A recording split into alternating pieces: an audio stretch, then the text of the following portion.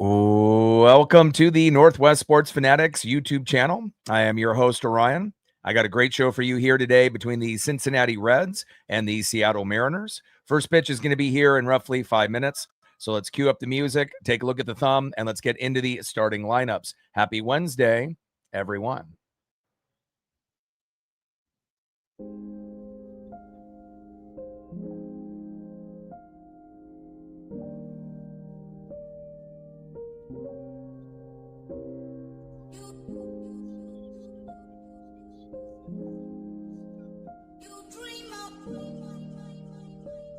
And on the thumb, on the left, Cincinnati Reds superstar Ellie De La Cruz.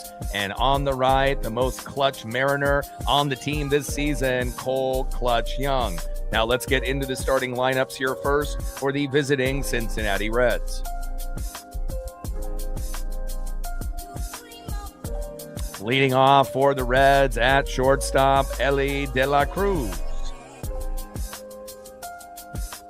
Batting second, playing first base, rookie phenom Sal Stewart. Batting third, playing left field, J.J. Bleday. Batting cleanup, batting fourth, right fielder, Spencer Steer. Batting fifth, DHing for the Reds, Nathaniel Lowe. Batting sixth, catching today for the Reds, Tyler Stevenson.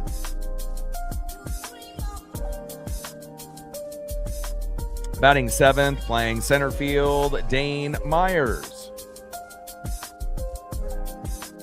Batting eighth, playing second base, Edwin Arroyo.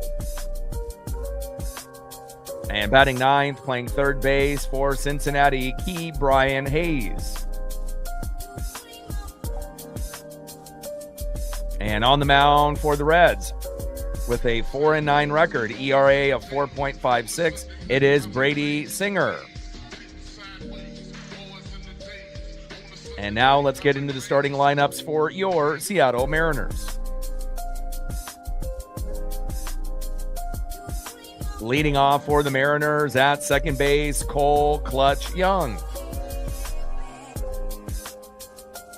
Batting second, DHing today for Seattle, it's J-Rod Julio Rodriguez. Batting third, playing right field this afternoon, the Italian stallion, Dominic Canzone. Batting cleanup, batting fourth, left fielder, Randy Arozarena. Batting fifth, playing first base, it's Nails, Josh Naylor.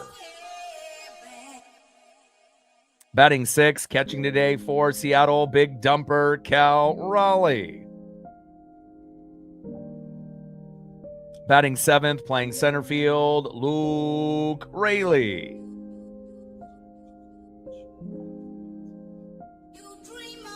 Batting eighth, playing third base, fresh off his home run yesterday, looking good in a Mariner uniform, Weston Wilson. And batting ninth, playing shortstop, the rookie phenom, Colt Emerson. And on the mound for the Mariners with a 6-4 record, ERA of 3.17, it is Emerson Hancock. An injury update for J.P. Crawford, wrist soreness and batting practice a couple days ago. Tentatively, he should be back for the beginning of the Texas Rangers series starting on Friday. So we do have the day off tomorrow. And then we have a 7-game road trip, 4 games against the Rangers, 3 against the Dodgers. So it's going to be a very challenging stretch for those 7 games, but I'm confident in this roster. And hopefully JP will be available in that first game against the Rangers on Friday afternoon.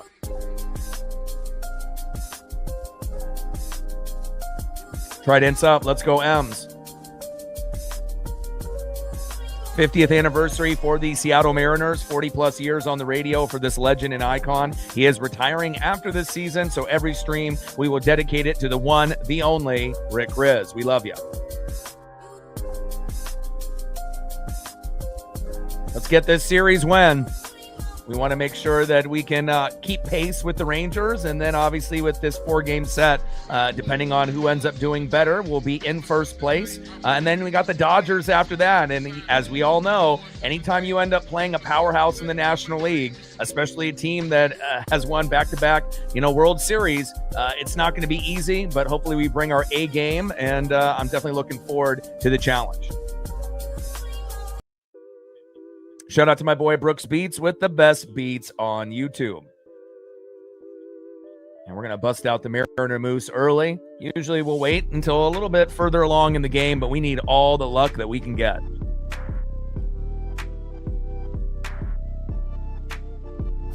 Hope everyone is staying cool and refreshed with your family and your pets. Heat wave is in full effect in Oregon and Washington. We hit triple digits yesterday, and we're in the high 90s today. So I'm doing my best to keep cool. Me and Paisley woke up early and went for 2 walks already to make sure that we got out of the heat before it got too serious. And I'm really looking forward to this matchup here, especially since we have the day off tomorrow. And I'm hoping that we can end up getting the dub and getting the series win.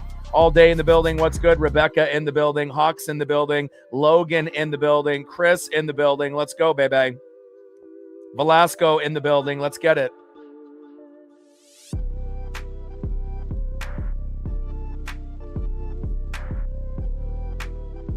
Now we get situated here.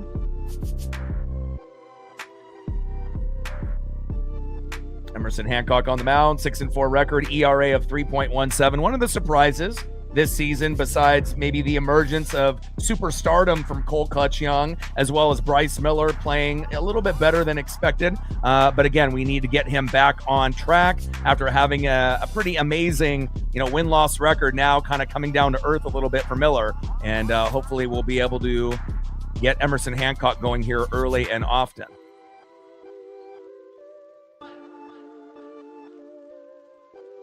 First pitch from Hancock to De La Cruz is a sinker, low and at the knees. 1-0 count. Hancock on the mound. De La Cruz in the box. 1-0 pitch, low and at the knees. Another sinker, 94 miles an hour. 2 balls and no strikes from Hancock to De La Cruz.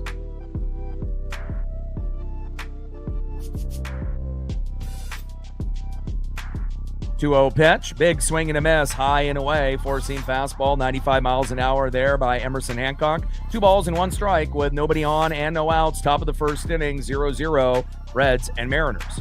2-1 pitch, big swing and a miss, nasty sinker, low and away, fooling De La Cruz.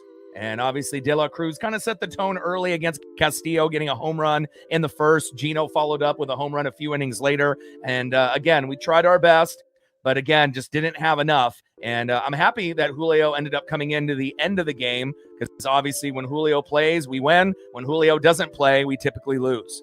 2-2 pitch, popped up, and fading in foul territory and going into about the 10th row there. Nice catch by that fan. 2 balls and 2 strikes with nobody on and no outs. Top of the first inning, 0-0, Cincinnati and Seattle. Hope everyone is having a fantastic Wednesday. Make sure you keep hydrated out there. Heat wave is no joke. 2-2 pitch, low and away. Change up missing there by Hancock. Count now is full. 3 balls and 2 strikes from Hancock to De La Cruz.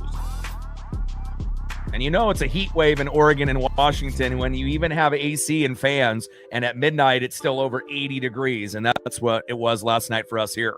3-2 pitch, high and away, and a walk to De La Cruz. But this will be the last day of the heat wave, and I'm looking forward to some 70 and 80 degree temperatures rather than high 90s or triple digits. All right, let's see if we can get a strikeout and a double play, or a double play and a strikeout. Next up is the rookie phenom, first baseman Sal Stewart. On deck, the former Athletic left fielder J.J. Bleday. First pitch is inside to Sal Stewart with the sinker. 1-0 count.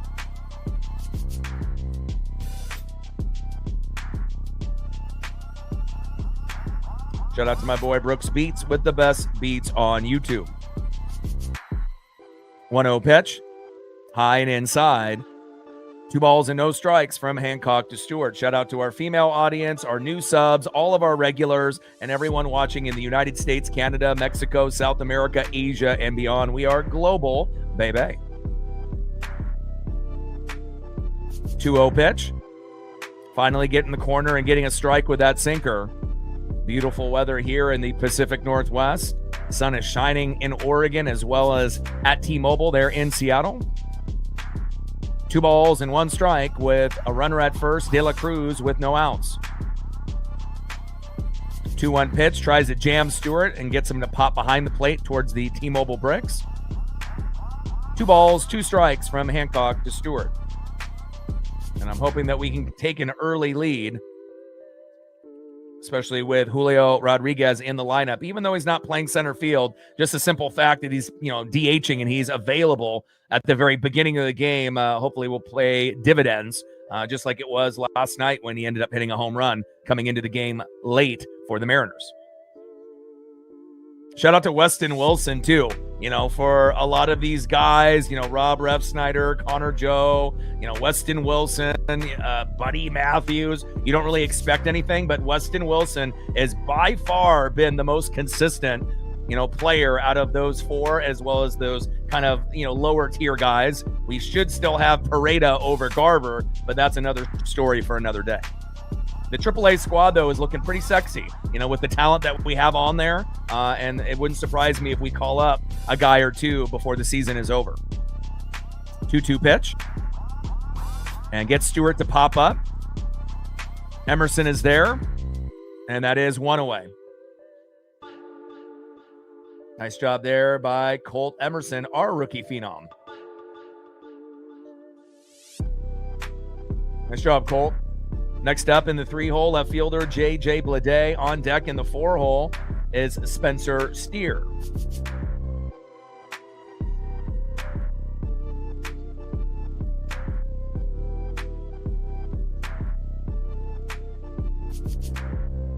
De La Cruz taking off and having to go back to first. And Bleday ends up popping that one out of play, 0-1 count.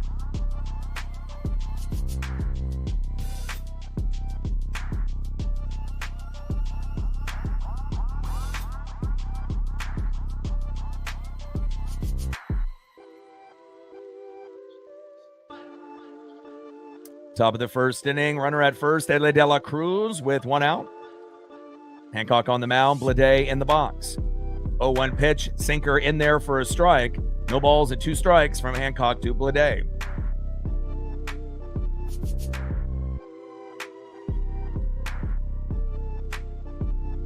Trade deadline is coming up within the next few weeks. I know the Mariners will be buyers. 0-2 pitch. And that sweeping slider there gets fouled back behind the plate. And there's a few notable names that have been linked to the Mariners, or it would be technically, a good fit, but, who knows if any of those names, will come, but again, we'll have to kind of wait and see what direction they go. Luis Castillo would be probably the best trade candidate, as Bleday has a big swing and a miss and strikes out. But, there's about 5 or 6 teams that are linked to Mason Miller, but the emergence of Andres Munoz, we don't necessarily need Mason Miller, but again, you never really know what could happen, but I don't think that would be very realistic to come. Now, if we didn't have a good closer, then Mason Miller coming to the Mariners would definitely be, maybe a reality. But since Mooney has really turned it on, I don't think Mason Miller will be coming to Seattle. But Seiya Suzuki from the Cubs would be a great fit, especially they need pitching. And obviously, if we could trade Castillo and get Seiya Suzuki to come over to Seattle, that could be the difference between us making the World Series or not, with an impact player like that. But I'm not really sure if Chicago would be willing to let him go. But there has been whispers in the rumor mill that he could potentially get moved at the deadline. First pitch into Steer for a strike, 0-1 count. Throw back to first, and L.A. De La Cruz is safe.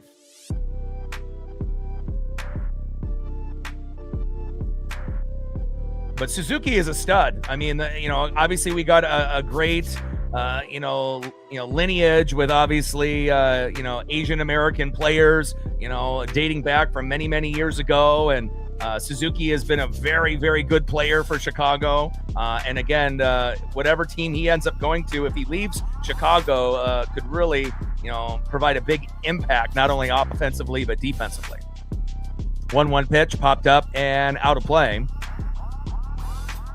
And Chicago does need pitching. And I know Castillo isn't very good, but I mean, they're desperate. And if they have to get rid of Suzuki to bring in Castillo and, maybe, throw in another guy, like Davila or Rucker, if they need a couple guys, I wouldn't mind that at all. Especially if we're going to get Cooper, Criswell and Brash and Vargas back, we don't really need, Davila or, Rucker or, Hoppy or Simpson, even though Hoppy is in AAA and whatnot. But, if we could end up moving a couple of our, average to below average pitchers and bring in a good right-handed bat or a pitcher, that could really help. 2-2 pitch is outside, and that one is inside. Count now is full. 3 balls and 2 strikes as De La Cruz steals second and is safe. 3-2 pitch. Oh, throw back to second. And just in time, Ellie De La Cruz gets back to second base. Top of the first inning, De La Cruz at second with 2 outs, 0-0 Reds and Mariners. Ref Snyder is not a stud. If you actually watched baseball, you would know that. Worst player on the team. Not worth $7 million. Throw to first after that slow dribbler, and that is out number 3.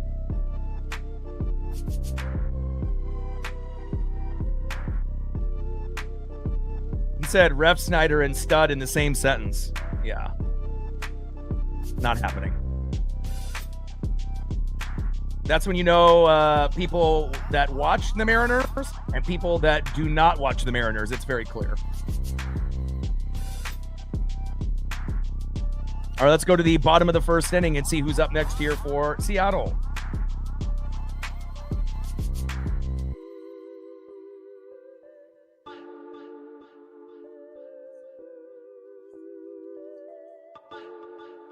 Leading off for the Mariners at second base, Cole Clutch Young. Batting second, DHing today, it's J-Rod Julio Rodriguez. And batting third, right fielder, the Italian stallion, Dominic Canzone. Trident's up. Let's go, M's.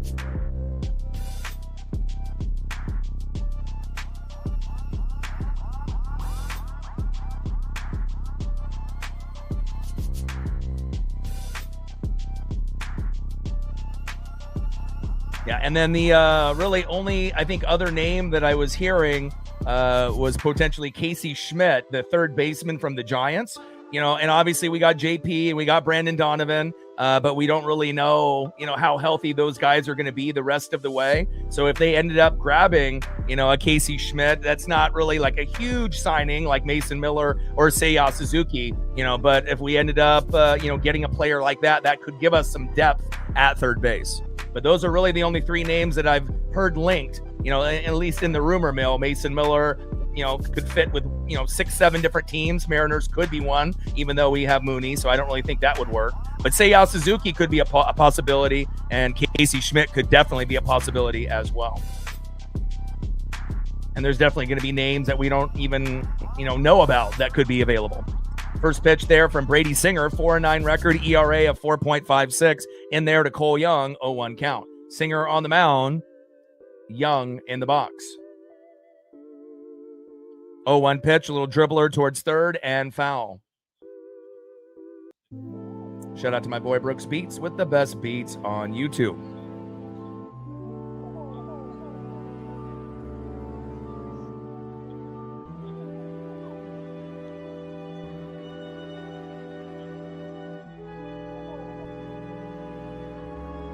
I mean, if we're really being honest, Ref Snyder is one of the worst signings that we've ever had.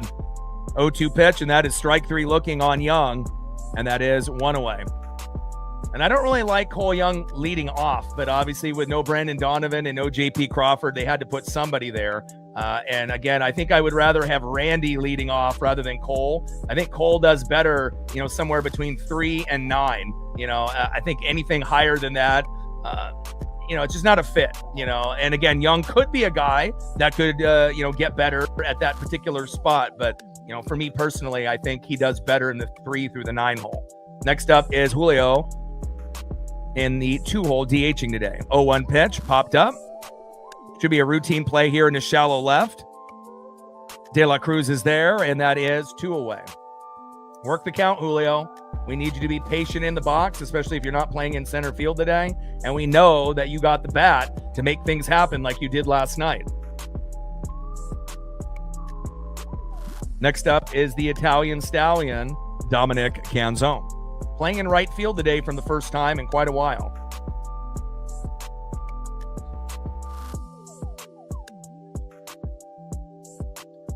First pitch is inside to Dominic Canzone.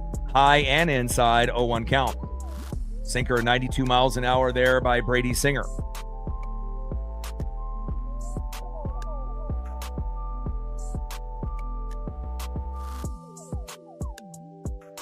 Oh, 0-1 pitch, low and at the knees. Slider missing there by Singer. 1 ball and 1 strike with nobody on and 2 outs. Bottom of the first inning, 0-0 Reds and Mariners. 1-1 pitch, 4-seam fastball, missing the corner. 2 balls and 1 strike from Singer to Canzone. And people need to realize in the Mariner organization, just because someone does good at something on another team, Ref Snyder in Boston, hitting against, like left-handed pitching, that doesn't necessarily mean it's going to work out on another team, especially this is the hardest ballpark to hit at. And I didn't really think it was going to be a good fit when we signed him, and it definitely ended up being much worse than expected. And I think it might be the only time I've ever said this, but I don't wish injuries on anyone. I want everyone to be healthy. I don't wish a downfall on anybody, but again, it would be nice if we didn't see Rob play for the Mariners the rest of the year. Even if he's healthy, it'd be nice to have him, just on the, the bench or in AAA, or if we just cut him. But, the organization, obviously, they're not going to give up the fact that they gave up $7 million, as that strike 3 to Dominic Canzone looking, and that is out number 3. The Mariner organization is not willing to admit that they made a mistake, and obviously on the hook for the $7 million payroll, which is insane. If you actually look at the Mariners payroll, he's making more money, Rob Refsnyder, than, if you actually collectively put 2 or 3 of our salaries together from our really good players, they're not even making $7 million. So again, I don't really like bringing in people from other teams. Sometimes it works out, Luke Rayleigh, but other times, it ends up being kind of, a situation like Randy Arozarena, where he's good at hitting, but he's lazy, and he doesn't really play great defense on ground balls, and he doesn't hustle. Now, Randy obviously has made an all-star game and, went last year and this year, obviously last year filling in for Julio.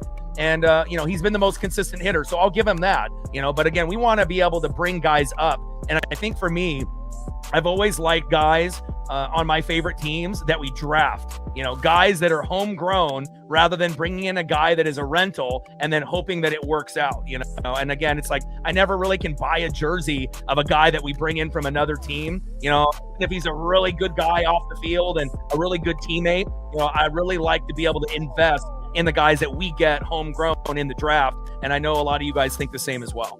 All right, let's go to the top of the second inning and see who's up next here for the Reds.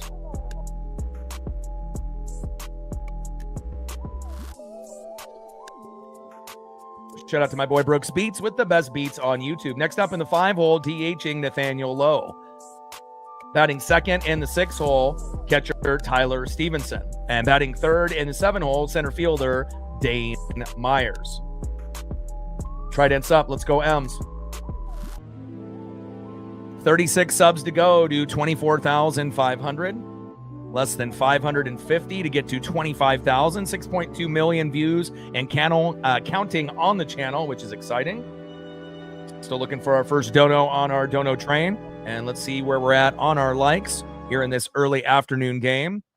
117 in the room.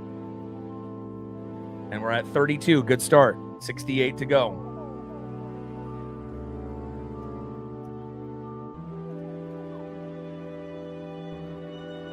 First pitch to Nathaniel Lowe is high and away, 1-0 count.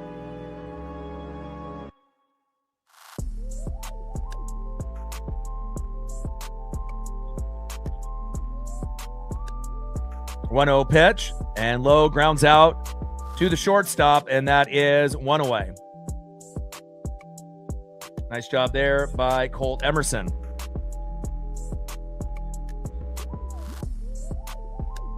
Next up is Tyler Stevenson. First pitch with the four-seam fastball down the middle to Tyler Stevenson, 0-1 count. And this is essentially the lineup the Reds used when we blasted them 8-0. So again, you're getting Dane Myers in there, Ke'Bryan Hayes, Tyler Stevenson. So hopefully we'll be able to take advantage of the lineup that has been swapped out from yesterday. Pitches inside, 1-1 strike from Hancock to Stevenson. 1-1 pitch, and a hard hit ball into deep right field, back to the wall, and caught there by Dominic Canzone, and that is 2 away. Good defense, Dom.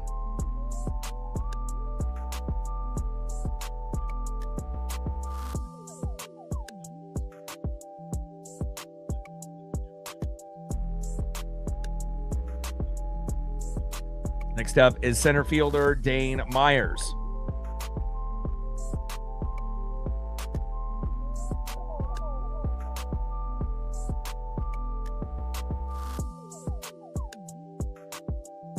Stevenson lined out to right to Dom. First pitch into Dane Myers is a strike. 0-1 count.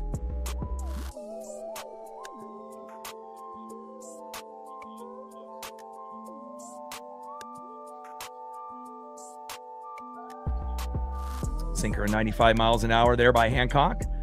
0-1 pitch, little foul tip swing that ends up going towards first base in the Mariner dugout. No balls and 2 strikes from Hancock to Myers.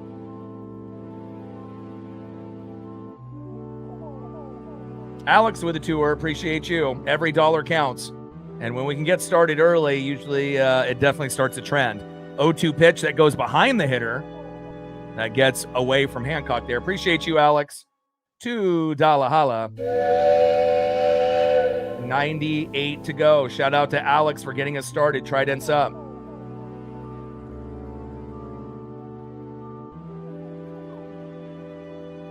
One-two pitch, low and away. Sweeper getting away from Emerson. 2 balls and 2 strikes with nobody on and 2 outs. Top of the second inning, 0-0 Reds and Mariners.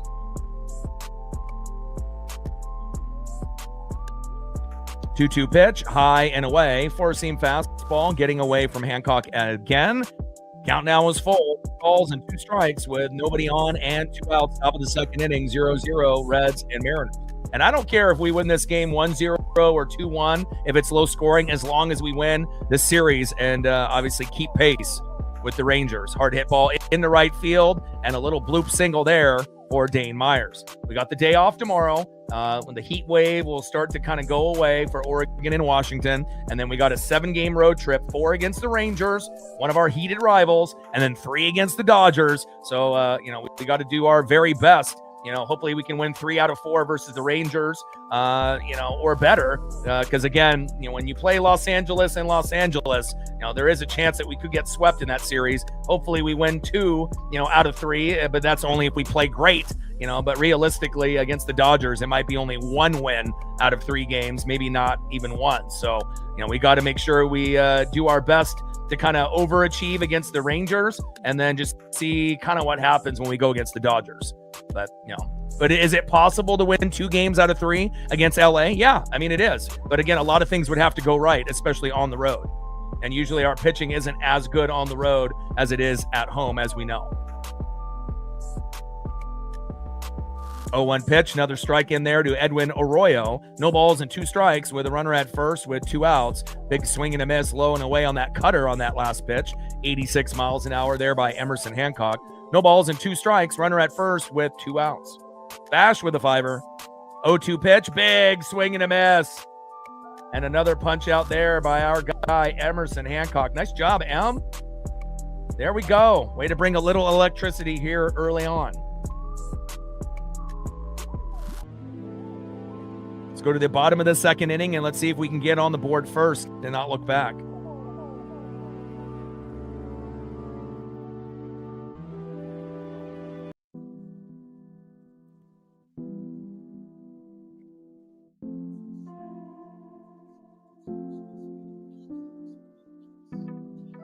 Shout out to Bash with a $5 following suit. I appreciate the two of you. We're at 7 on the dono train, 93 to go. Every dollar counts. Definitely helps, me be able to take care of Paisley the best way that I can. Next up for the Mariners, in the 4-hole, left fielder Randy Arozarena. Batting second in the 5-hole, first baseman, it's Nails, Josh Naylor. And batting third in the 6-hole, catcher, big dumper, Cal Raleigh. Trident's up. Let's go, M's. We're at 7 on the dono train, 93 to go. 36 subs to go to 24,500. And let's see where we're at on the likes as we approach the bottom of the second inning. And hopefully this will be the inning we get on the board. Shout out to my boy Brooks Beats with the best beats on YouTube. And we're at 38 likes. 62 to 100.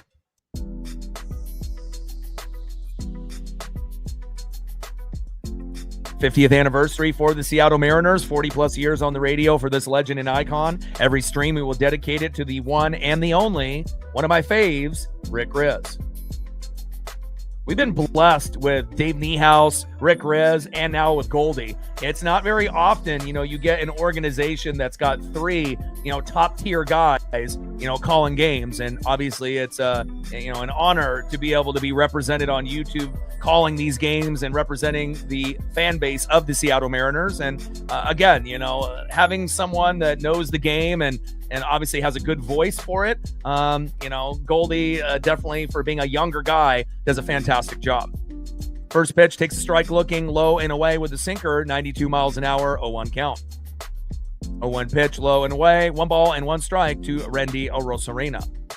1-1 pitch, big swing and a miss, low and away. 1 ball and 2 strikes from Singer to Arozarena. Dave in the building, what's good? Shout out to our female audience, our new subs, all our regulars, everyone watching in the United States, Canada, Mexico, South America, Asia, and beyond. 1-2 pitch, low and away. 2 balls and 2 strikes to Randy Arozarena. 2-2 pitch, slow dribbler to Ellie De La Cruz, throw to first, and that is 1 away.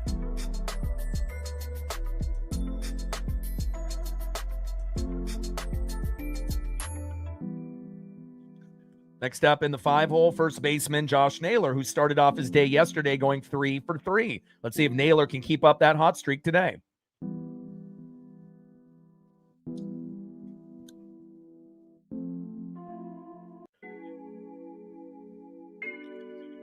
First pitch is low and at the knees with a sweeper, 1-0 count.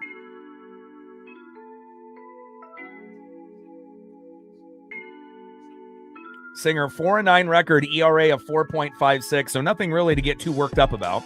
1-0 pitch, high and inside with that sinker for a strike. 1 ball and 1 strike from Singer to Naylor.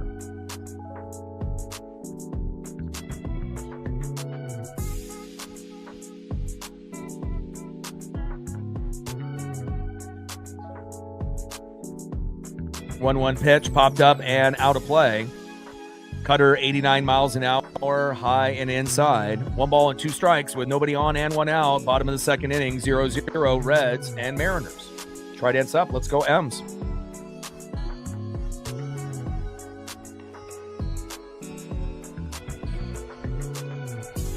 One-two pitch, little blooper, and it drops over Ellie De La Cruz's glove. He was trying to make a hell of a play, but I'm really happy that ended up falling out of his glove. And that is another single for Josh Naylor. And Josh is starting to heat up in these last couple games, which is great to see. Think about how many at-bats that we saw in the previous month that were just slow dribblers up the middle, easy throw to first, and he was out. It just seemed like that was on repeat for like a month. So it's nice to be able to see him kind of get going. Great job, Josh. I see you, Nails. Next up is the big dumper, Cal Raleigh. First pitch to Cal, sinker high and away for a strike, 0-1 count. Cal finally in double-digit home runs after that grand salami in Game 1 when we ended up winning 8-0. Victor Robles went 4 for 4. Cal had the grand salami after they walked Dominic Canzone to make it bases loaded. And first pitch, Cal crushed it for a big home run. And Naylor with another stolen bag. Great job, Josh. Great timing. He is the best big player, in baseball to steal bags. He definitely is not the fastest player in baseball, but as far as players that are his size, there is no question he is by far the best kind of thicker player that knows how to steal bags. 0-2 pitch. Check swing. Did Cal go? No, he did not. 1 ball and 2 strikes to big dumper Cal Raleigh. And we want to be able to get guys and runners in scoring position. We want to steal bags. We want to bunt, move guys over. Small ball is king. 1-2 pitch. And a hard hit ball by Cal. And it goes into right field. Go, Josh, go. Run, Josh, run. Go, Josh. And Naylor scores. Let's go. 1-0 M's. Naylor and Cal Raleigh getting the job done.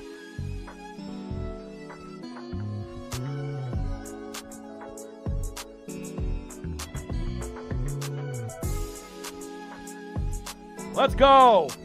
And again, I had a feeling that we were going to get on the board first today.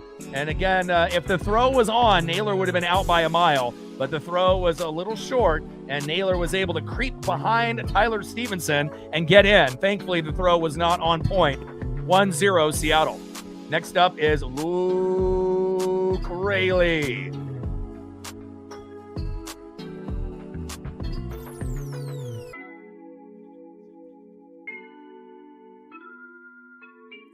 Oh, 1 pitch, high and away. Sinker missing there by Singer. 1 ball and 1 strike from Singer to Raley. And, this is a must-win game, especially with the day off tomorrow. 4-game set on the road against the Rangers, which will be a war. And then we're going to go to war with the Dodgers. And, again, it's going to be one of the, most difficult stretches in a 7-game set on the road. But it feels like the bats are starting to come alive. Yeah, we're better at home than we are on the road. But we just got to hope that we can carry over some of those good vibes, in Texas and in LA. 1-1 pitch, high and away with a cutter. 2 balls and 1 strike from Singer to Raley. Come on, Luke. 2-1 pitch, big swing and a miss right down the middle with the sweeper, fooling Luke Raley. 2 balls and 2 strikes from Singer to Raley. A nuke from Luke would be great. But even at this point, even just getting on with a single would be great. Just keep the inning going. 2-2 pitch, low and at the knees. Count now is full. 3 balls and 2 strikes to Luke Raley. Hell, I'd even just take a walk. Let Luke get to first so we have runners at first and second.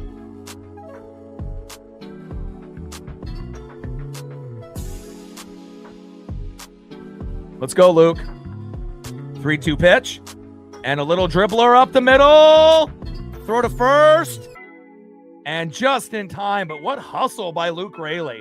And again, these are these little things, that a lot of us Mariner fans, we pay attention. We know Randy never hustles. Luke Raley hustles every play. They both came from Tampa Bay, but they're built different. One guy kind of feels like he thinks he's bigger than the game and bigger than his teammates, and the other is a selfless player that will do whatever it takes for the team to win in Luke Raley.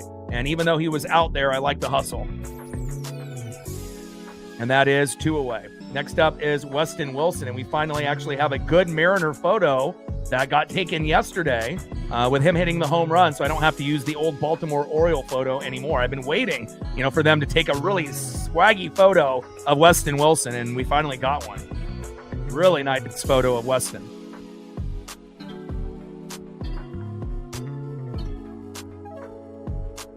Call is overturned from a strike to a ball.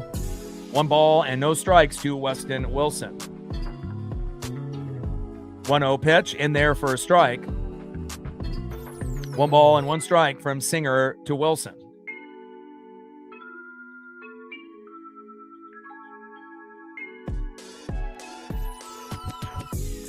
1-1 pitch. Wilson pops it up.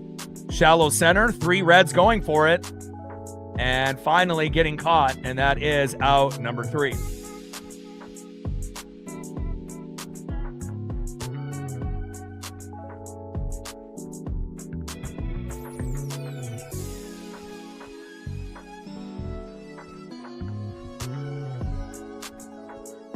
End of the second inning, 1-0 Seattle. Let's see who's up next here for the Reds. Next up for the Reds, third baseman in the 9-hole, Ke'Bryan Hayes. Batting second, 0-for-0 with a base on ball, shortstop Ellie De La Cruz. And batting third, 0-for-1, first baseman Sal Stewart.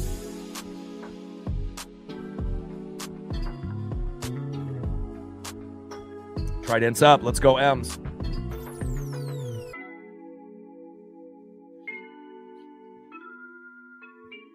$36 subs to go to 24,500. We're at 7 on the dono train, 93 to go. A nice 1-0 lead. Great job by Naylor and Cal Raleigh. And we definitely needed those guys to start to get hot, and it's great to see them start to produce. And we're at 47 likes, halfway there. 53 to go.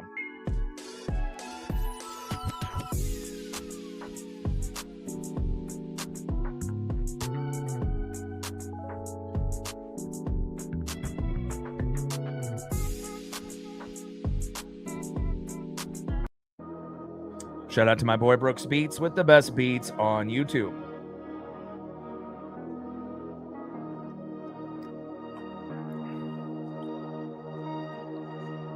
Both teams with 1 hit apiece. The difference, Seattle ends up getting the big RBI by Cal Raleigh. 1-0 Seattle. And Cal is as a big factor, with the Seattle Mariners' success down the stretch. Obviously being injured and overworked last season. When you end up playing in like 159 out of 162 games and you're squatting for 2 to 3 hours, and then not only including that, but the home run derby and winning that, and being in the All-Star game and in the WBC and, just all that wear and tear on his body. You knew eventually, in his career at some point he was going to get hurt. And luckily he hasn't had too many injuries, in his career. But that doesn't mean that Cal can't heat up, and help us win games down the stretch. And we're definitely going to need him. First pitch from Hancock to Hayes is in there for a strike. 0-1 count. Toby in the building. What's good?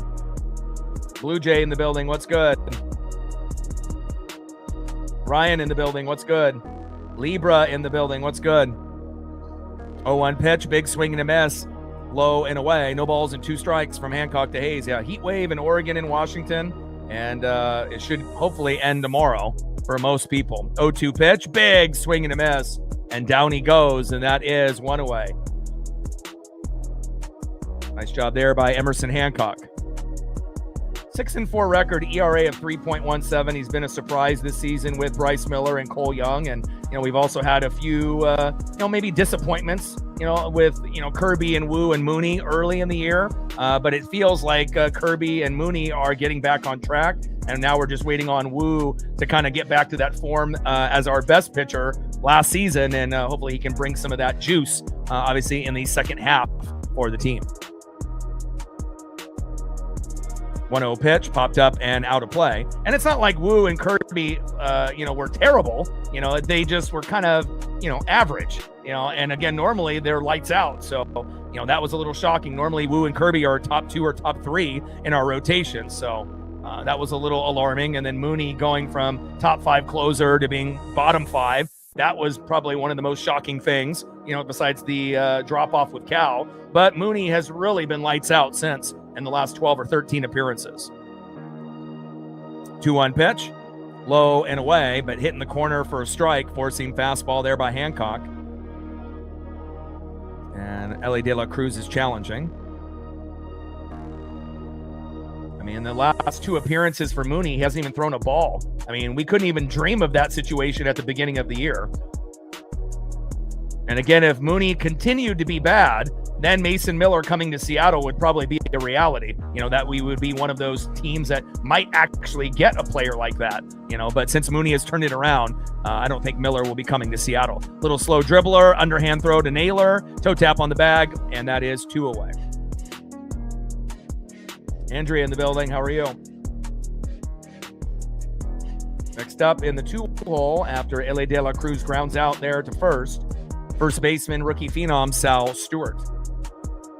On deck is J.J. Bleday, the former Athletic. But in the rumor mill at the trade deadline, there's about 30, 40 names that have been discussed, across the board with experts and pundits and, just individuals that cover baseball on the daily. And some are just going to be rumors and some will actually come to reality, and it'll be interesting to see what piece or pieces Seattle ends up getting. You would assume a right-handed bat, as well as a couple bullpen pitchers would be the number one priority. And again, maybe even a backup third baseman just in case JP and Brendan Donovan have issues, so that way you have a little bit of depth. 0-1 pitch, and that is a strike, and another challenge here by the Reds. And the Reds lose the challenge as it hits the corner. Strike looking confirmed with a sweeper. No balls and 2 strikes from Hancock to Stewart.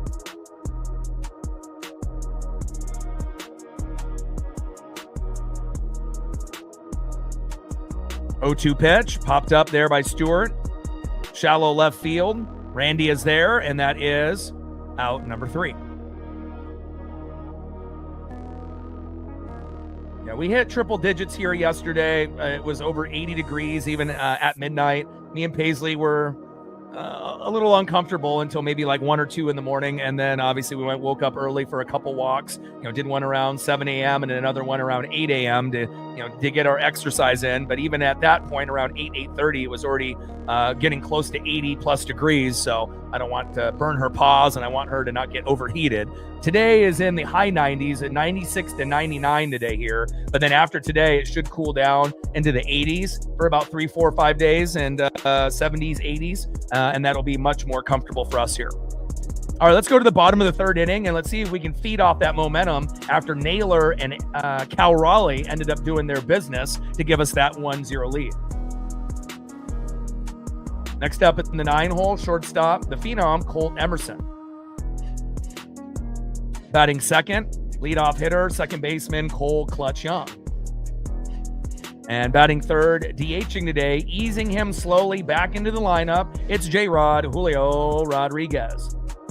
And it makes me incredibly happy that Julio is in the lineup. Would I, like him to be in center field? Yes. But again, we don't want to, have any type of, unnecessary injury that we can prevent. And obviously, if he can still get the job done in the box, again, we're going to need him against the Texas Rangers and the Los Angeles Dodgers, who are going to be the next 2 opponents for us on the road, starting on Friday after we have the day off tomorrow.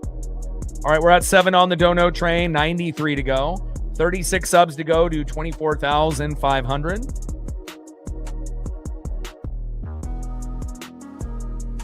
And we gained another sub during the commercial break. Thank you so much. 35 subs to go now to 24,500.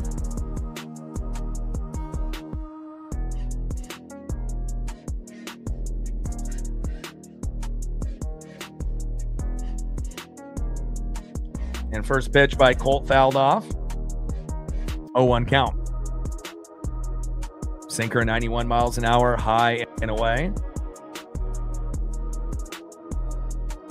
And we're at 56 likes, 44 to go.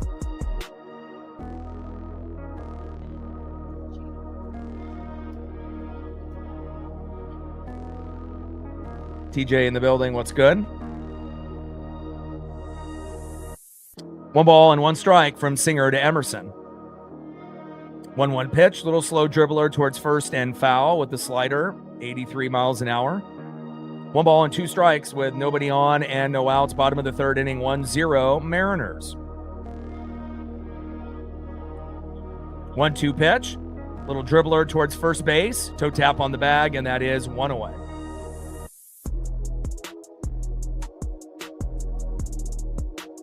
And the second part of the CNC factory with Colt Emerson and Cole Young. Second baseman, leadoff hitter, Cole Clutch Young. And again, Cole can play anywhere 1 through 9, but I think he does the best 3 through 9. I don't really necessarily like him as a leadoff hitter. Again, obviously Brendan Donovan and JP Crawford are our best options. Both are hurt at the moment, but JP Crawford is due back in a couple days after wrist soreness and batting practice a couple days ago. Little slow dribbler by Young, throw to first, toe tap on the bag, and that is 2 away. Work the count, Cole. We need Colt and Cole to work the count. Let the game come to you. You don't need to be overly aggressive. The longer that you work the count will get the pitch count up on Singer, and then you'll get that perfect pitch on pitch 4, 5, 6 that you can really swing and do some damage. Next up is Julio Rodriguez. First pitch to Julio is a strike looking, 0-1 count. And it was great to be able to see Julio come into the game late yesterday, which was shocking to me. I didn't think he was going to play at all. Ended up hitting a home run, but it just wasn't enough to get the victory. 0-1 pitch, hard hit ball into right field, fading foul. No balls and 2 strikes to Julio Rodriguez. But Julio is an impact guy. Even if he DHs, with one swing, he can, alter the outcome of a game. And, he is one of our best players, on the team, if not our best player. And again, he's the one guy out of everyone on our team, that if he's in the game, more likely, chances we win the game or we're competitive. But when he's not in the lineup, makes it that much harder to win. Slow dribbler there towards second, throw to first, and that is 3 up and 3 down. I don't think there's anyone else in the lineup that is such an influential piece. Like if we have Randy out, it's not a big deal. If we have Naylor out, we can still win without Naylor. If you have Dom out or Luke out, even if Cole Young or Emerson, end up being out, even though Cole has been very good, as of late. But, Julio Rodriguez, when he's healthy, those plays that he makes in center field and those big at-bats, no one can really replicate what Julio does besides maybe Cole Young in the infield as far as being good on offense and defense and showing some consistency. All right, end of the 3rd inning, 1-0 Seattle. Now let's go to the top of the 4th inning and see who's up next here for the Reds. Shout out to my boy Brooks Beats with the best beats on YouTube.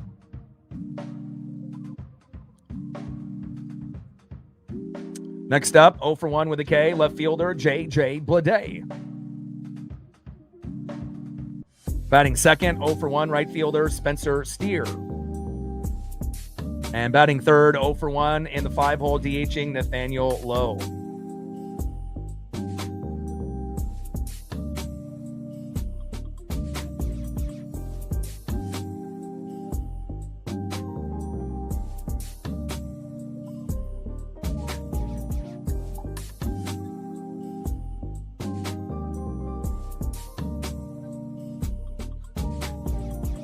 Now, Gino wouldn't come back to the Mariners at this point, and the Mariners wouldn't be interested in bringing him back.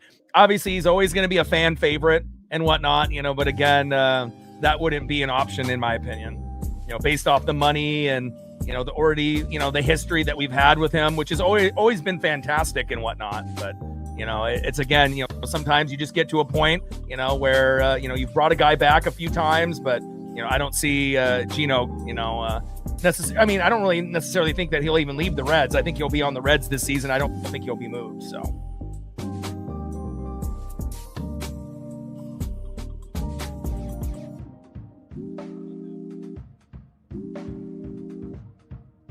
plus, Gino's not really having the season as he did last year. Where he was getting a lot of home runs. Yeah, a lot of strikeouts as well, but again, it was a little bit on the injured list and, still has the ability to homer, which we obviously saw yesterday with Ellie De La Cruz. But, we have Brandon Donovan, we have JP Crawford. And again, there might be another option that would be cheaper, that, could be better for us. Hard hit ball, deep right field, back, and gone. And J.J. Bleday with a big homer in the second deck. Solo dinger, number 17 on the year by J.J. Bleday, the former Athletic. The game now is tied at 1.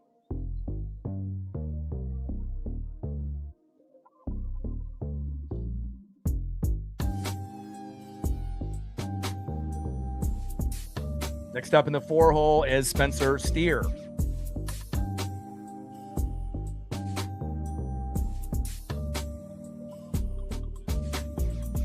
Hammer in the building.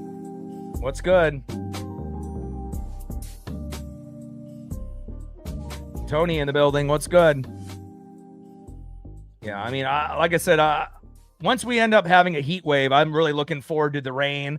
Now, I don't like, even though we all live in the Pacific Northwest, I don't think anybody enjoys the rain, for like 2 weeks straight. But when it ends up being hot, and then you can get a few days of rain, it's kind of refreshing. My favorite part is that first rain after it's been hot, when you wake up early in the morning at like 5, 6, 7 a.m., and then you smell that dew in the air and you go on a walk and you can kind of smell it bounce off the pavement. And, you can feel it in the air with the plants and the trees. And, it's kind of magical, honestly, depending on where you walk, if you have a forest area or water nearby. And I always enjoy those type of walks with my pup. 0-1 pitch, low and away. 1 ball and 1 strike from Hancock to Steer. 1-1 pitch, big swing and a miss right down the middle. 4-seam fastball, 95 miles an hour. 1 ball and 2 strikes with nobody on and no outs. Top of the 4th inning, 1-1, Reds and Mariners.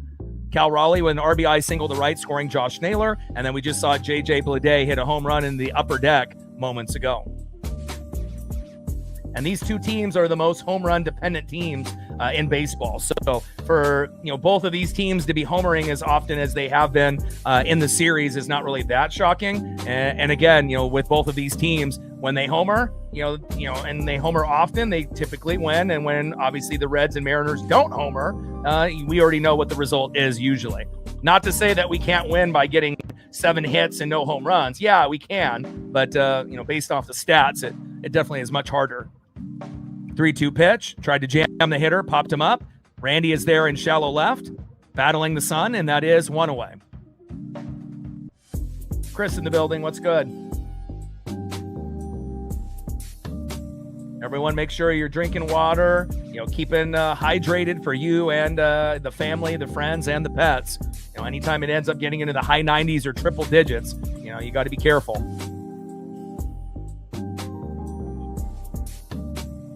Next up in the 5-hole, DHing Nathaniel Lowe. First pitch to Lowe, and at the knees in there for a strike, 0-1 count. 248 average, 12 homers for Nathaniel Lowe in 2026.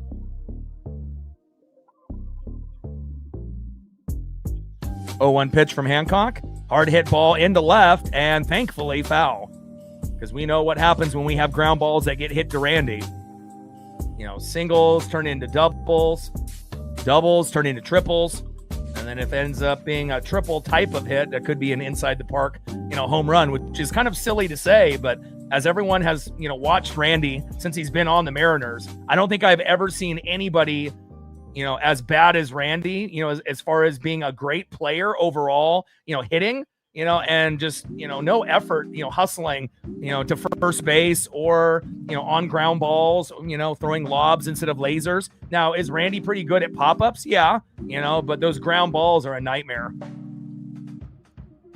1-2 pitch and a hard hit ball towards first. Josh Naylor is there. Flip to Hancock, toe tap on the bag, and that is 2 away.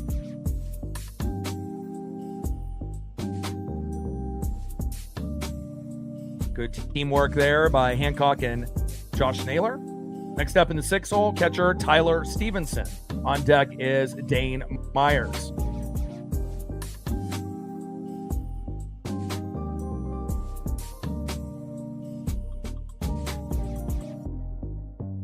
Top of the 4th inning, nobody on with 2 outs. We're tied at 1. And a hard hit ball by Stevenson in right field. Run! Get it, Dom! And it looks like that Stevenson will be at second base with a stand-up double. Nice base knock there by Stevenson in right field. And again, this is the first game that Dom has played in right field in a minute. He normally is our everyday DH for the most part.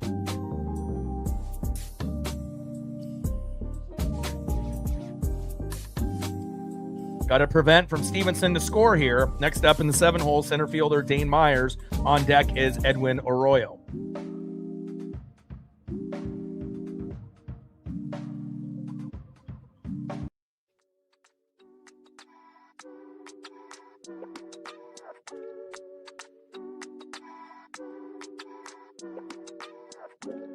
Yeah, I think there's a very, very good chance that we win the division. The American League is down. I think we're going to either win the division or get second place and get the wild card. There's going to be 3 teams battling for 2 spots, whether it be the Rangers, the Mariners, and the Astros, or the Rangers, the Mariners, or the Athletics if they can get hot enough at the right time. But realistically, it'll probably be the Astros, Rangers, and Mariners like it usually is.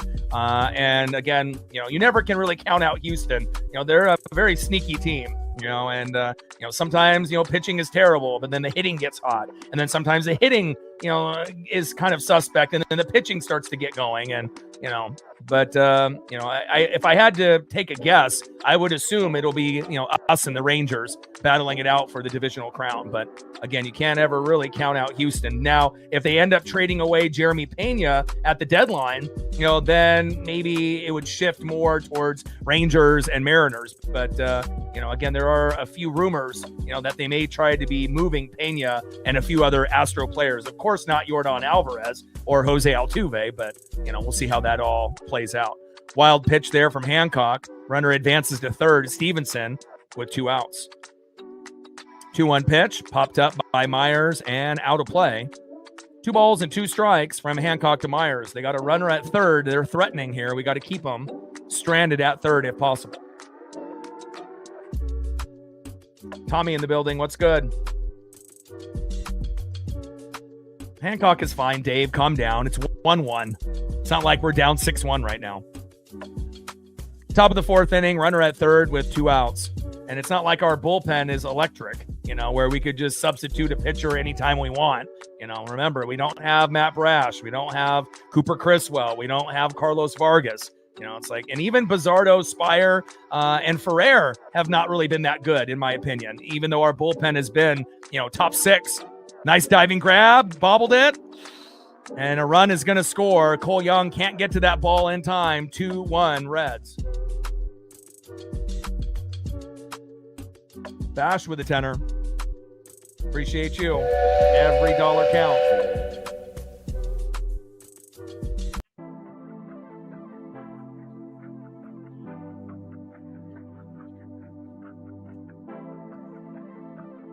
Now if like Bizardo and Spire and Ferrer were more, reliable on a consistency basis, Bizardo was our best guy, last season. But again, the impact of not having Brash, who normally is our 1 or our 2, with Bizardo, last season. But again, Bizardo's consistency has dropped off. Ferrer seems like he's getting a little bit worse as the season has been going on. And then Spire is a guy that can get you an out, but if he has to get you 2 or 3, sometimes he gives you a strikeout and then gives up a home run or an RBI. So, and then we know with Davila, Davila and Rucker, sometimes they're okay, but again, they are AAA guys. So I don't really have a whole lot of faith in guys like that.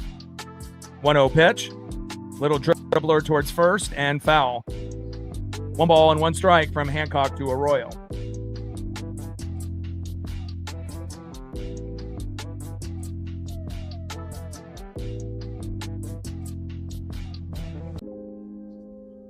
Shout out to my boy Brooks Beats with the best beats on YouTube.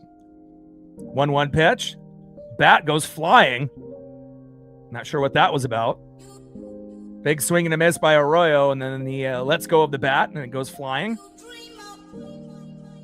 No broken bat either.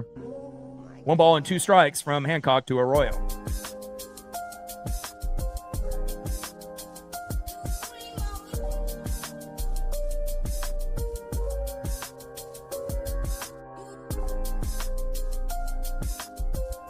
If you look at our roster, if we can get healthy with JP and Brandon Donovan and Brash and Criswell and Vargas, and relatively not have any major injuries the rest of the way, I don't know anyone that's got talent like us, on our roster, top to bottom. This is one of the most talented teams the Mariners have had ever in our team's history. And again, the 2001 team obviously was very, very talented as well. We're going to never, get close to winning close to 120 games. It doesn't feel like in any time in the near future. That was a very special squad. But, if you look at player for player, and the talent level that we have, I mean, really the only 2 teams that, have that kind of talent level or similar to us is the Yankees and the Rays. And we know the Guardians match up well to us as well as the White Sox. But I feel like we have a little bit more talent than them, but they are good teams this season. No doubt about that. Slow dribbler there up the middle, flip to second. The throw is high and safe.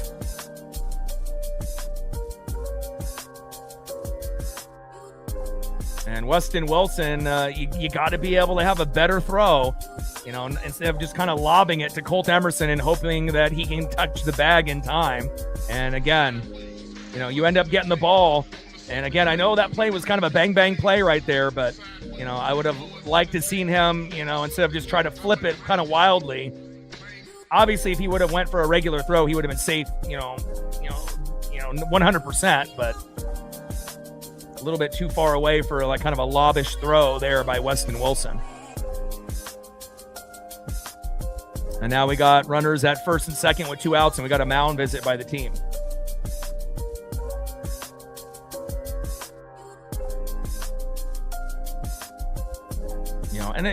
We've gone through this, where, when things are going well, we're on cloud 9, and Uncle momentum goes in both ways. And also when it rains, it pours. When one bad thing happens, it usually leads to another bad thing and another bad thing. But we just got to be able to keep our cool, keep level headed, and just know that things are going to get better. And again, you just got to get back to the fundamentals and the basics. I would like to see us bunt before this game is over as well. First pitch to Ke'Bryan Hayes. Wilson is there, throw to first, and throw is in time to Naylor, even though he has to kind of dive for it. Great defensive play there by Weston Wilson and Josh Naylor, and that is out number 3. Now we just got to make up for that run that we gave up. That was a pretty rough inning for Emerson Hancock as well as the defense, but again, we're still in the game, no question.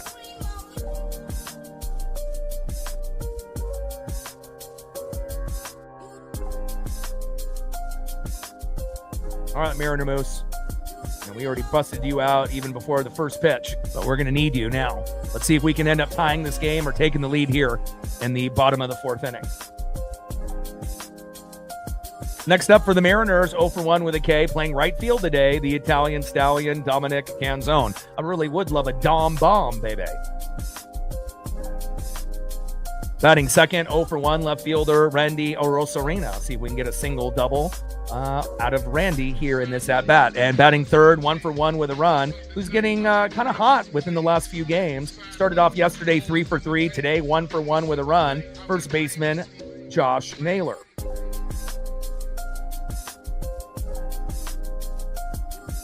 Trident's up, let's go M. We're at 17 on the Dono train, 83 to go. 35 subs to go to 24,500. Shout out to our female audience, our new subs, all of our regulars, and everyone watching in the United States, Canada, Mexico, South America, Asia, and beyond. And let's see where we're at on the likes, how close we are to 100. We got 166 in the room. If you haven't smashed that like button yet, please do. We're at 66, 34 more likes to get to 100.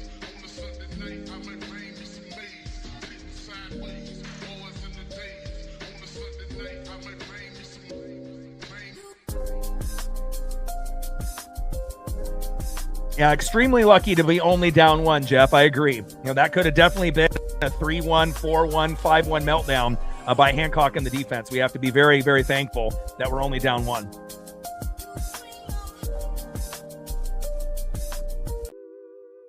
Shout out to my boy Brooks Beats with the best beats on YouTube. Bottom of the 4th inning, 2-1 Reds. And if you're just tuning into the game, Cal Raleigh singled to right in the 2nd inning, scoring Josh Naylor, 1-0 Mariners. JJ Bleday with a big homer into the upper deck, 396 feet in the 4th, making it 1-1. And then Myers reached on an infield single to second. Stevenson scored 2-1 Cincinnati. First pitch in there to Dom is a strike, 0-1 count.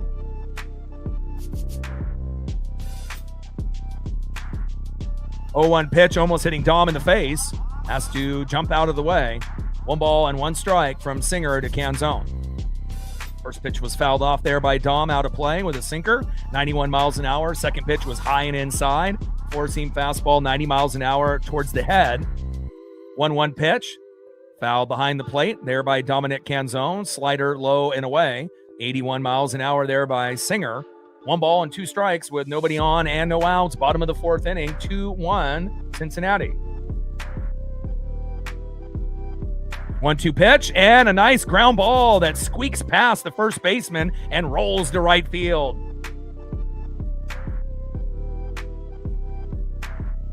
Nice job, Dom. Angry in the building. What's good? Nice job there by Dominic Canzone. Great follow-through swing, and that ends up falling right in between the first baseman and the shortstop. Or first baseman and second baseman, for that matter. All right, next up is Randy Arozarena. Come on, Randy.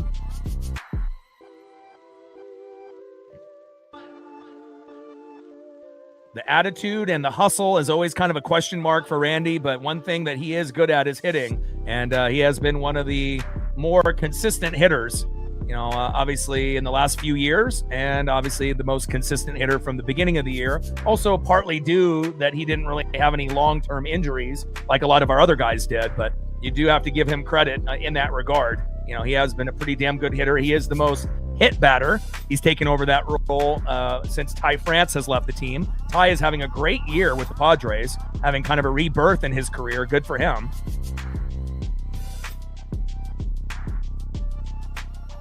Pitches low and at the knees. Sinker, 91 miles an hour. 2 balls and 1 strike from Singer to Arozarena.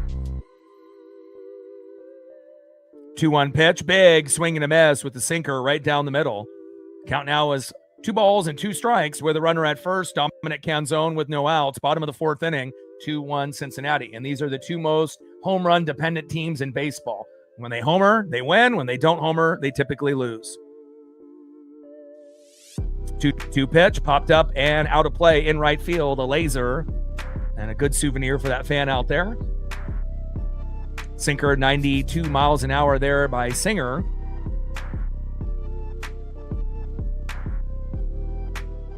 2-2 pitch and stretches out that bat, rolls to third, and the ball is dropped, and they say Dom is out.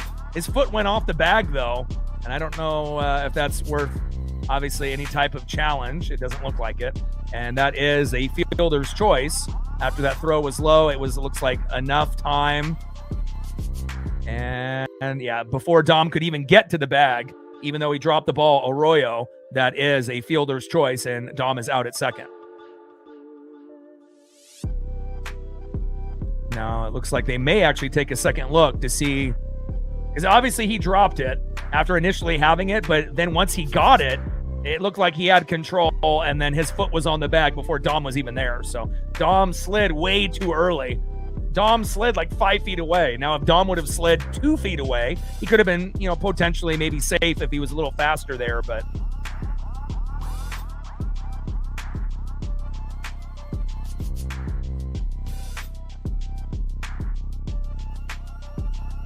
they're taking a look at this play again.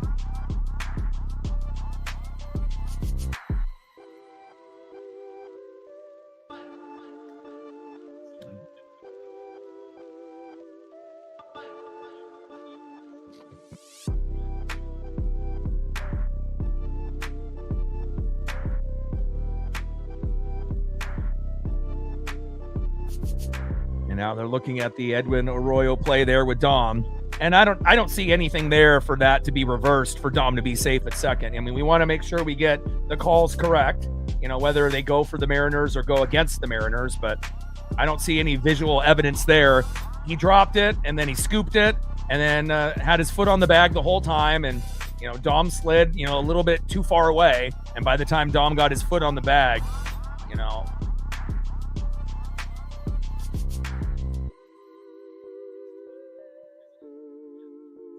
I assume that, since they called him out on the field, that call will stand. Now, if they would have called Dom safe on the field, then, then that might be another story. But I don't think there's enough visual evidence for that to be overturned. But we'll find out here as they look. And it looks like the field with the ump there, and it looks like the call is going to stand. Dom is out, and that is 1 away. All right, Randy is at first, and let's see if we can get Naylor and Cal to do what they did earlier in the second inning. Next up in the 5-hole, first baseman Josh Naylor. On deck is the big dumper, Cal Raleigh, and these are the two guys that are responsible for us to get on the board so far. Come on, Josh. First pitch from Brady Singer to Josh Naylor. Big swing and a miss, 0-1 count. Bottom of the 4th inning, Randy at first with 1 out. Reds up 2-1. Still a game that we could easily win 3-2 or 4-3. 0-1 pitch. Naylor pops it up, fading into left field and out of play. Great souvenir for those fans there in the 4th row, 5th row. Cutter 87 miles an hour, high and away there by Brady Singer. No balls and 2 strikes with a runner at first, Randy with 1 out. See if Randy can steal a bag or if Naylor can end up getting a hit to move him over. 0-2 pitch, laser towards first and foul.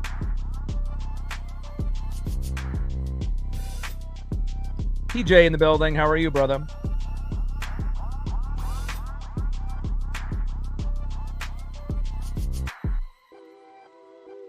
Heat wave in Oregon and Washington in the high 90s and triple digits in some areas. But after today, it should start to cool down a little bit. 0-2 pitch, hard hit ball into left field. And that's fair. Go, go, go, go, go. Run, Randy, run. Wow, Naylor is really heating up within the last few games. Great job by Naylor. Stand-up double. Randy actually hustling on the bases. And now we have runners at 2nd and 3rd with 1 out. This feels like Cal Raleigh's moment to shine here.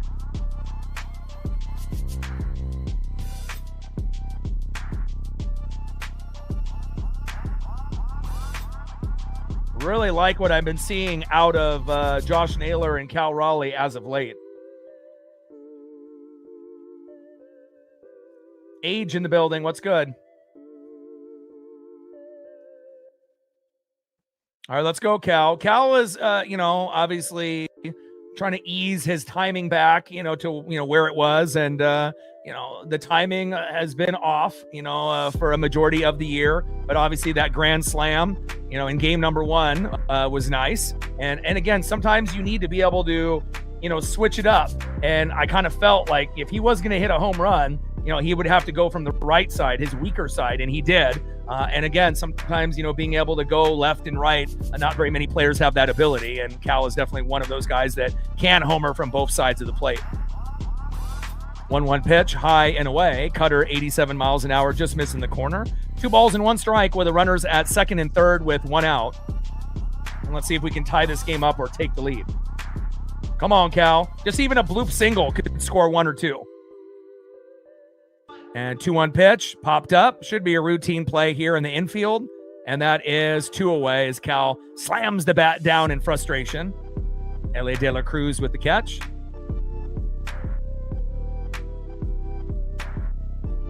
Cal had an RBI earlier to give us the 1-0 lead with Naylor on board, but unfortunately was not able to get it done there. But maybe center fielder in the 7-hole Luke Raley can hit a nuke, and then we can end up going up 4-2, or maybe he can get an RBI single or an RBI double to make it 2-2 or 3-2. Let's go, Luke. And Raley, hard hit ball, drop, drop, drop. Yes, let's go. Run, run. Randy's coming home. Come, let's go, let's go. Boom. Randy scores. Naylor scores. Big RBI by Luke Raley. And just like that, 3-2 Mariners. Whoa!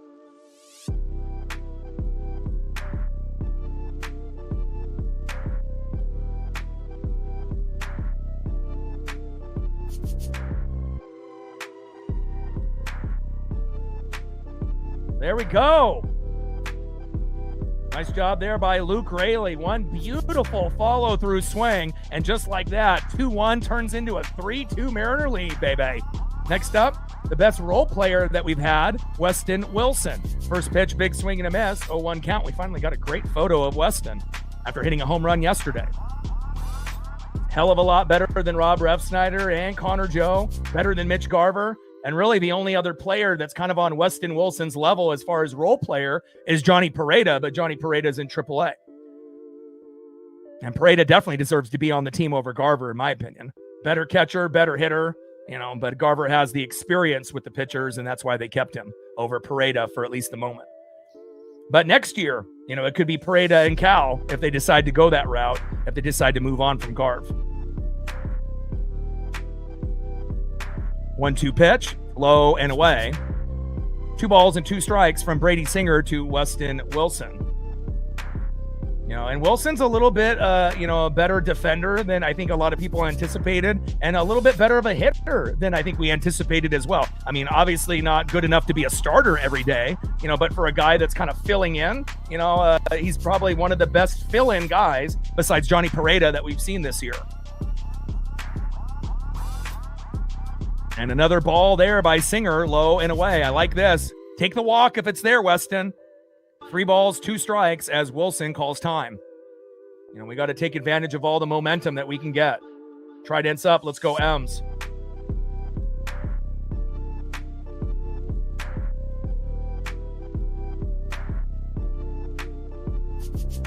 Three-two pitch. And a little dribbler towards third and foul. Velasco says 25 more to get to 100. If you haven't smashed that like button yet, please do. We got 175 in the room. Just takes 1 second to hit the like button, and that'll help get more Mariner fans, Reds fans, and just MLB fans to be able to obviously potentially come here. 3-2 pitch, and Wilson pops it up and out of play. But Michael Arroyo and Lazaro Montes are doing very well in AAA, and we're still waiting on, obviously, Cade Anderson and Ryan Sloan to get called up to AAA, but they're killing it, obviously, in the farm system as well. And again, Johnny Pareda is still doing great things in AAA for the Tacoma Rainiers as well. 3-2 pitch, popped up, and out of play. Sinker, 89 miles an hour. Count still full. 3 balls, 2 strikes, runner at first with 2 outs, bottom of the 4th. After being down 2-1, we end up getting a big RBI by Luke Raley. And Luke isn't a guy that will always get that RBI. We obviously know he has the potential to get the nuke, but sometimes, he doesn't get you a whole lot. And he's a very streaky player, kind of like Dominic Canzone. When they're on, they're really, really on. But sometimes they go in kind of stretches where after they get hot, they may cool down for 10 or 20 games before they get going again. But great job by Luke Raley getting the job done. That was definitely what we needed, and some. Pitch fouled off again. Count still full. 3 balls and 2 strikes to Weston Wilson. Little dribbler towards third. Long throw to first. Toe tap on the bag, and that is out number 3. But not after Luke Raley coming up with a big RBI. I mean, hell, I would have been happy if Raley would have been able to get that RBI and it just scored Randy. But the simple fact that you ended up getting Naylor to score with that hit also, giving us a 3-2 lead, that is exactly what we needed after Hancock and the defense were a little shaky in that previous half inning. Great fucking job by Luke Raley. Trident's up. Let's go, M's. End of the 4th inning, 3-2 Seattle. Let's go to the top of the 5th inning and see who's up next here for Cincinnati. Next up for the Reds, 0 for 1 with a base on ball, shortstop Ellie De La Cruz. Batting second, 0 for 2, first baseman, the rookie phenom, Sal Stewart. And this is one of the best rookie classes in baseball we've seen in 15 to 20 years. Not just Sal Stewart, not just Colt Emerson, but many, many others. Munetaka Murakami and many, many others. And batting third in the 3-hole, left fielder, 1 for 2 with a run, an RBI, and a K. Hitting a home run today, the former Athletic, J.J. Bleday. And he has been linked to the trader rumor mill, where Bleday most likely will be traded from the Reds and will join a contender. At least that's what they're saying. Let's go to the top of the 5th inning, 3-2 Seattle. 35 subs to go to 24,500. We're at 17 on the Dono train, 83 to go. Let's see how close we are to 100 likes about halfway through this matchup. We got 181 people in the room. If you haven't smashed that like button yet, please do. And we're at 84. We're right there on the cusp. 16 more and we're at 100.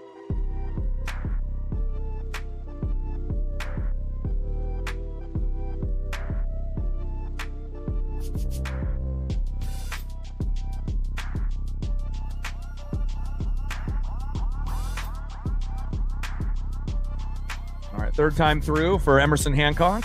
First pitch, high and away to L.A. De La Cruz, 1-0 count.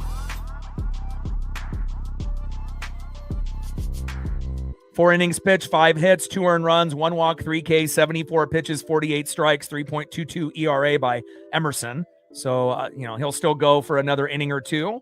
And then we should be able to bring in, Bizzardo, Spire, one of those guys you would assume, or possibly Ferrer. But I think I trust Bizzardo and Spire a little bit more than Ferrer lately. But, Ferrer, is a streaky guy as well. Sometimes he's lights out, and it just feels like lately he's been throwing a lot of balls, inside and outside. But, you always have another day to kind of step up and prove yourself.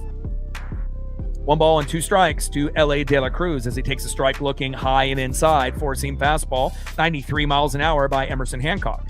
1-2 pitch, high and away. Curveball, off speed, 73 miles an hour. 2 balls, 2 strikes, nobody on and no outs. Top of the 5th inning, 3-2 Seattle after Luke Raley getting a big RBI, getting not only Randy to score from third, but also Josh Naylor from second.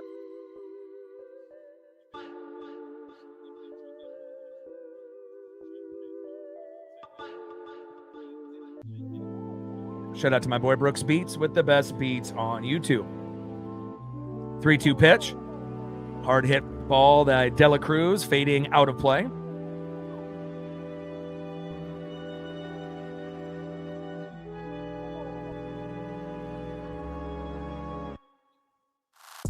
Well, I think teams in the Central always play us hard, no matter who it is, right? Whether it's the Brewers or the Pirates or the Cubs or the Reds, any of the teams, the Cardinals, it's always kind of a challenge, and I look forward to those challenges. And at one point, during the year, earlier in the year, every team was above 500 in the Central, and again, we know the American League is down this year and the National League is that much better. But that doesn't mean that the American League can't, end up proving people wrong this season, even though the Dodgers are still a powerhouse trying to go for back-to-back World Series championships with the pennant.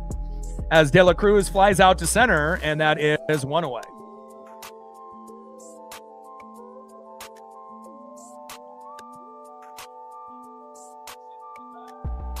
I haven't got a chance to see the Cubs or the Brewers in person, but again, hopefully if we do have a strike next season, it's only for like a month or two, and we still have like 100 games out of 162 to play.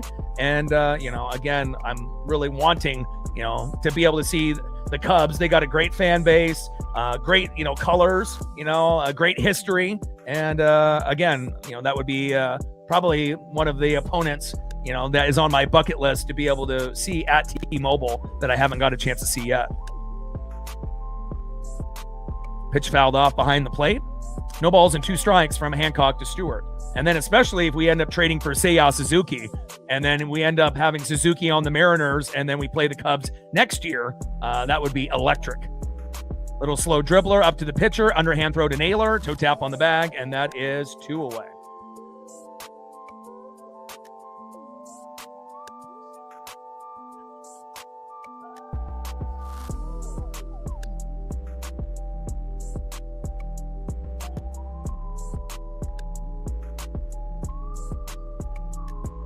Stewart grounds out to the pitcher, and that is 2 away. Next up is J.J. Bleday.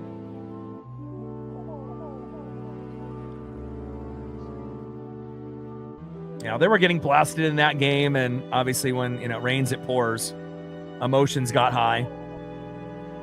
Popped up, and that is out number 3. Luke Raley out there in center field.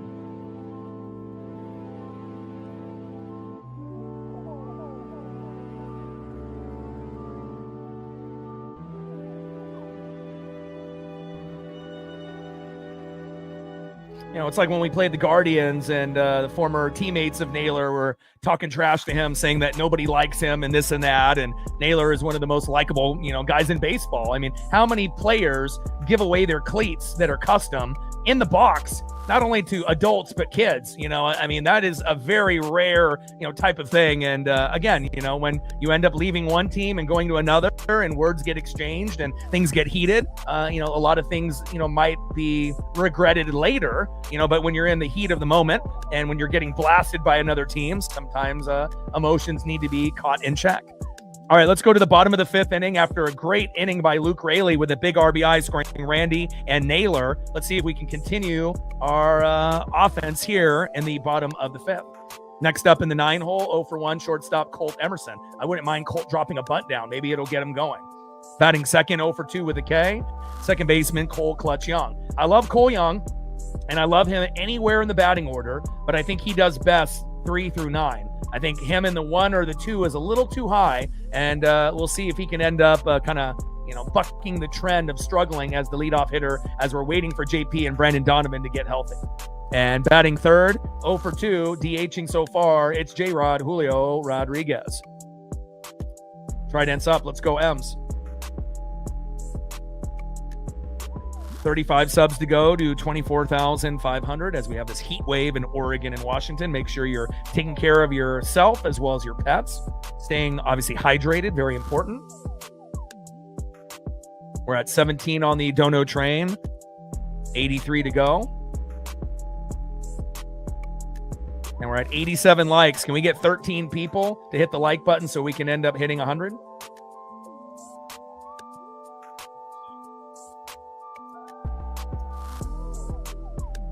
Breaking ball by Singer. Big swing and a miss. 0-1 count. 0-1 pitch. Emerson, a little slow dribbler. Throw to first. And that is 1 away. And again, Colt's, issue, not just being a rookie. His defense is top tier, with Cole Young already. No one worries about Colt Emerson making a play on D. It's just about being patient in the box and learning that you don't need to be overly aggressive and swinging at the first 2 pitches. And once he learns that, like Cole Young did, next year, he should have a great, increase in his stat, and as well as his batting average, home runs, RBIs, and everything that comes along with that with him in the box. Next up, my favorite player, Cole Clutch Young. I love players that play offense and defense. And again, we got Julio Rodriguez in the outfield, and we got Cole Clutch Young in the infield. But I do believe Colt Emerson will definitely take a big leap, next year and moving forward. And we'll also have to see if Ace Reese and a few others, will get a chance to join the team in the near future as well. 1-1 pitch popped up and out of play. 1 ball and 2 strikes to Cole Clutch Young. Come on, Cole. 1-2 pitch. And that is called a ball, but being challenged here by the catcher, Stevenson. Looks like it's right on the corner.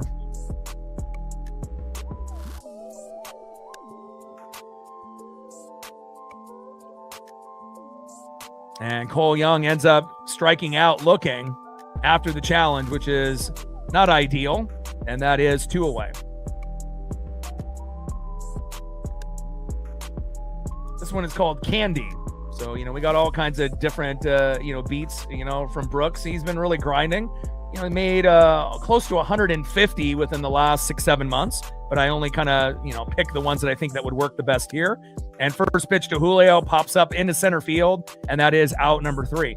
And again, in this game, we've had some big, clutch moments, but obviously there's still, things that could be improved. We have been way too overly aggressive in the at-bats for a lot of our guys in the lineup. And again, when you end up taking only 1 pitch and you fly out, Julio's better than that, and again, we know how great a player Julio is. And obviously they're easing him back in a little slowly, started off, 0 for 4 in game number 1 before he ended up getting that big sack fly, and helping us, win different games in different types of fashion and whatnot. And obviously we won that game 8-0 in game number 1 with Robles going 4 for 4 and Cal with the grand salami. But, Julio is one of those guys that, you hope that would work the count a little bit more. And he got quite a bit better in the first half of the season. But I just hate seeing, Mariner hitters, swing at the first pitch and grounding out and popping up. It's just kind of a wasted at bat. But again, hopefully good things will happen as we move forward. And we do have the lead, so we can't complain. All right, let's go to the top of the 6th inning. and see who's up next here for the Reds.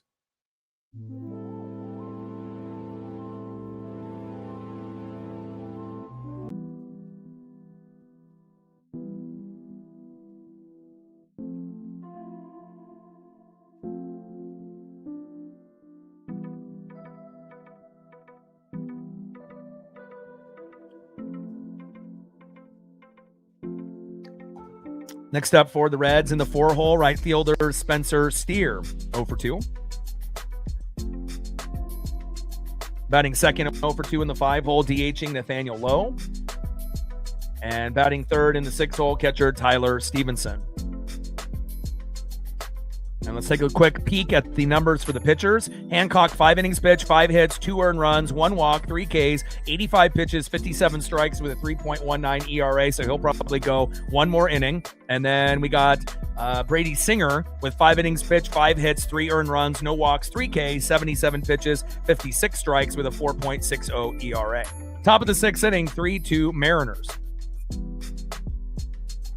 First pitch from Hancock to Steer. Pitches high and inside with a 4-seam fastball. 94 miles an hour, 1-0 count. 1-0 pitch. Tries to jam him. Pops him up into shallow left. Randy is there. And look at that. Randy actually hustling to get that ball. Thank God. And that is 1 away.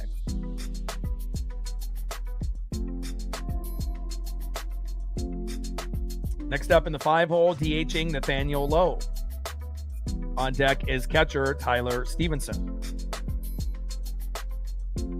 And we saw Lowe hit a home run on Michael Rucker late, when we were only down a run, and that was kind of a questionable choice, to bring in a AAA guy when we're only down a run. And, once that home run was given up by Lowe and we were down by 2, I think a lot of us felt that, the game was essentially over at that point. It would have taken a real great performance, and again, it's not like we haven't come back from a run or 2 down in the 9th, but that's a lot of pressure. And a little dribbler, throw to first. Nice throw there by Colt Emerson. Toe tap on the bag by Naylor, and that is 2 up and 2 down.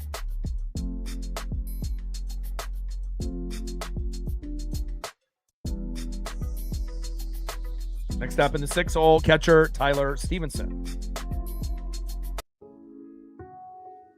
Shout out to my boy Brooks Beats with the best beats on YouTube.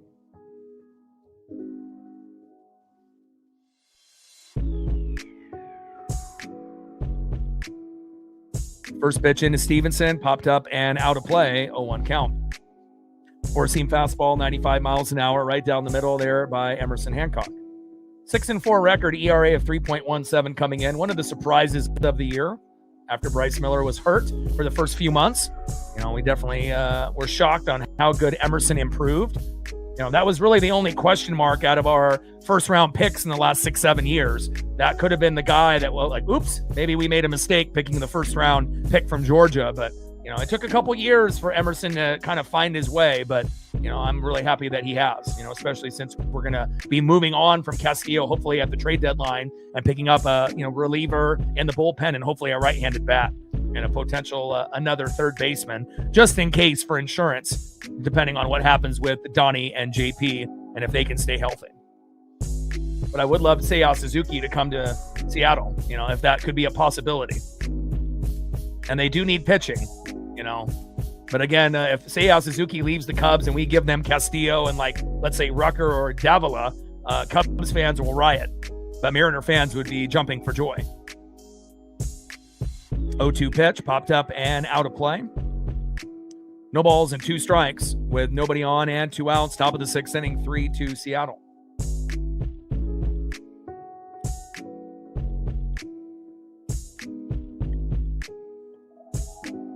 Oh-2 pitch, low and at the knees. Check swing. Did he go? No, he did not.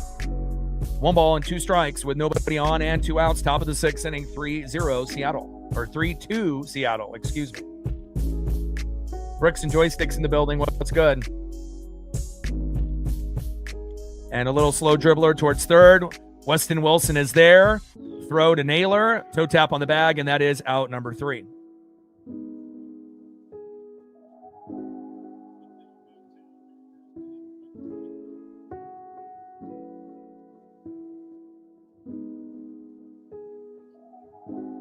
All right, let's see if we can add up another run on the board. Let's see who's up next here for Seattle. Trident's up.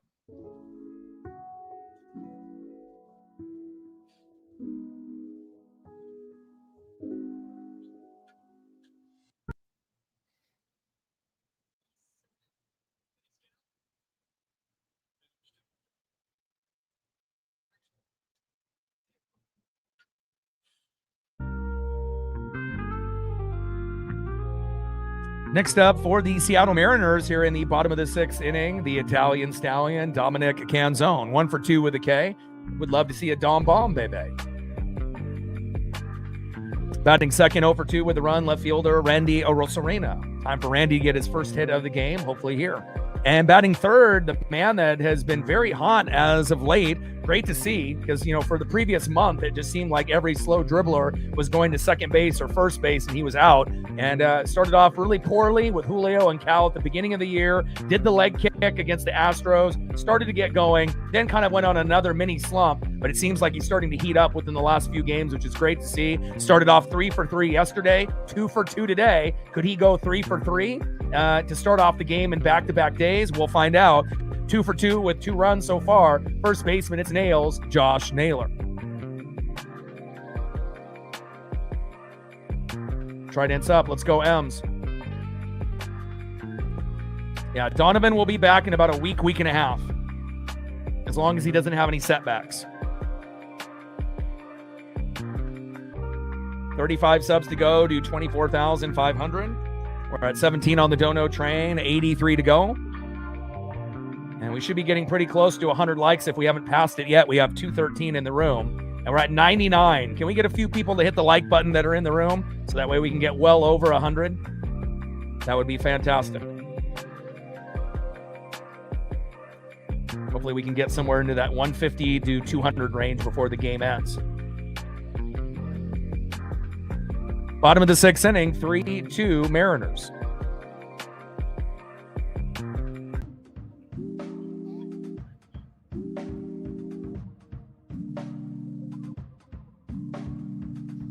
Shout out to my boy Brooks Beats with the best beats on YouTube. First pitch from Singer to Dom. Big swing and a miss. 0-1 count.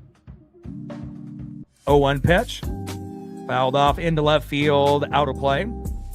Sweeper 81 miles an hour there by Brady Singer. No balls and 2 strikes with nobody on and no outs. Bottom of the 6th inning, 3-2 Mariners. And if you're just tuning in, Cal Raleigh singled to right, scoring Naylor, making it 1-0 in the second. J.J. Blade with a solo dinger in the upper deck, 396 feet. As Dom strikes out, and that is 1 away, making it 1-1 after J.J. Blade had that homer in the 4th. Myers reached on an infield single to second, Stevenson scoring, making it 2-1, and then Luke Raley in a big clutch play with Randy at third and Naylor at second, got a big RBI scoring both, and that's where we sit right now with a 3-2 Mariner lead. And as the Dom strikes out, next up is Randy Arozarena.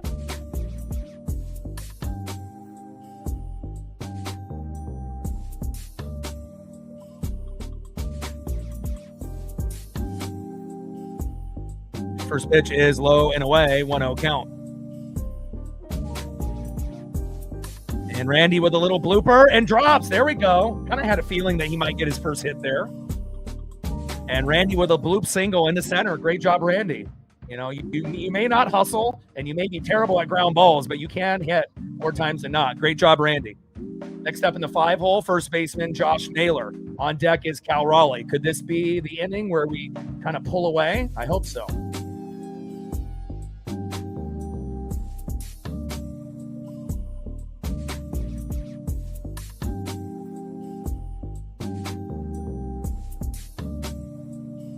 Big double on his last time up for Josh. Really hot. Probably the hottest stretch that Josh has had in back-to-back games, maybe all year, honestly. First pitch is high and away with a sinker, 89 miles an hour, 1-0 count. 1-0 pitch, big swing and a miss. Slider there by Brady Singer, fooling Naylor. 1 ball and 1 strike with a runner at first. Randy Arozarena with 1 out.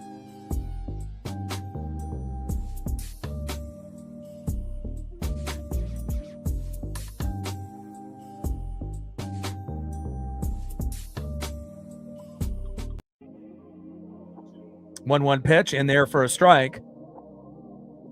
1 ball and 2 strikes from Singer to Naylor.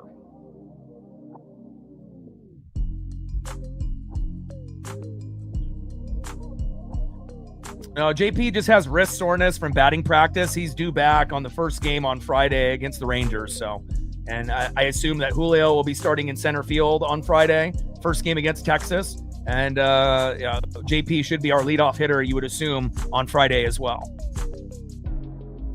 as long as there's no setbacks.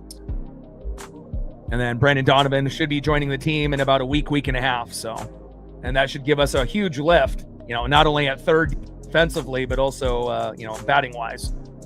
Donnie was probably our best hitter early on before he got hurt. He was batting 300 to 350 for a good stretch before he got hurt. So, and having a really good leadoff hitter really changes the dynamic of your team. Stolen bag attempt and thrown out by a mile. That was a terrible decision there by Randy Arozarena.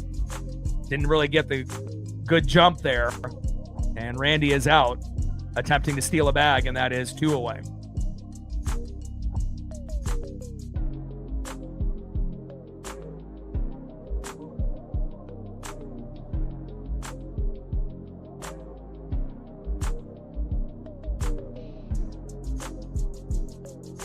Randy caught stealing, and now we got a 3-2 count, obviously still here to Josh Naylor. Take the walk, Josh, if it's there. 3-2 pitch, big swing and a miss, and he strikes out.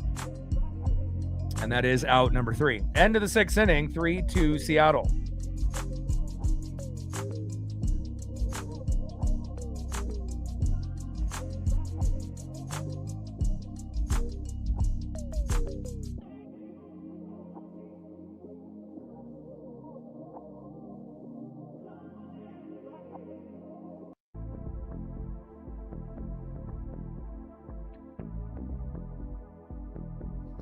All right, let's go to the top of the 7th. Next step for the Reds, 2 for 2 with an RBI, center fielder Dane Myers. Batting second, 1 for 2 with a K, second baseman in the 8-hole, Edwin Arroyo. And batting third, 0 for 2 with a K, third baseman in the 9-hole, Key Brian Hayes.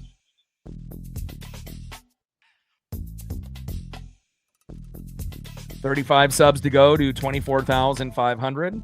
6.2 million views and counting on the channel. Less than 500 subs to go. 550 subs to go. Less than that to get to 25,000, which is exciting. We're at 17 on the Dono train. 83 to go. And with 220 in the room, we should be well over 100 likes now. And we're at 110. 90 to go to 200.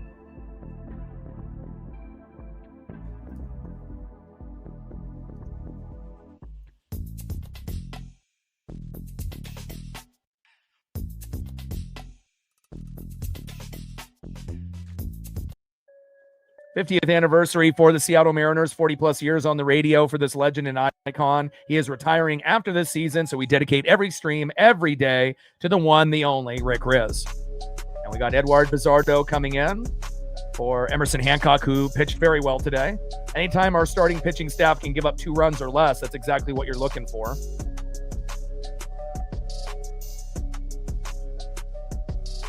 And hopefully this will be the good Edward Bizardo, not the bad.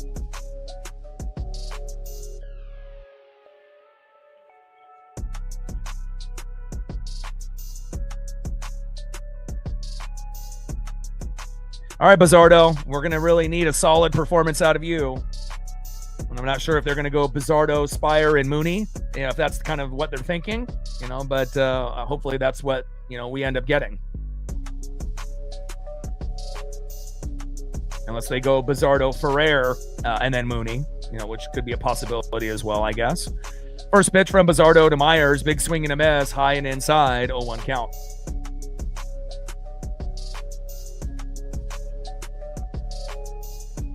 And popped up. And nice out there. And that is 1 away.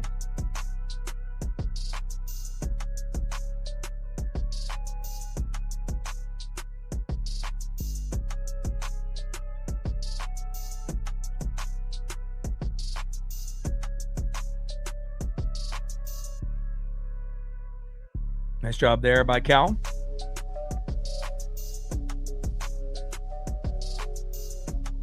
First pitch, pop behind the plate and foul. 0-1 count.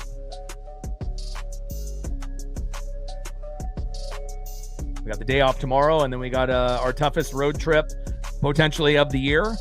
One of the 7-game road trip, 4 games against the Rangers, 3 games against the Dodgers. Hopefully we can win 3 out of 4 against the Rangers and prevent getting swept by the Dodgers.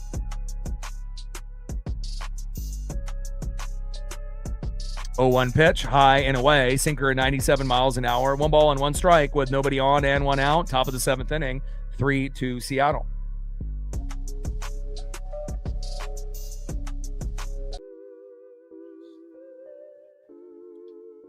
One pitch, high and away. 2 balls and 1 strike from Bizzardo to Arroyo.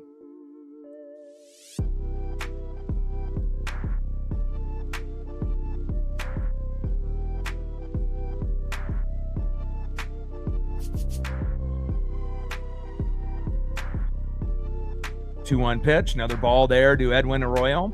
Count now is 3 balls and 1 strike with nobody on and 1 out.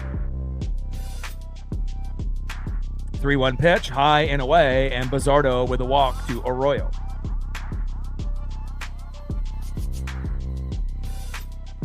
Come on, Bizzardo.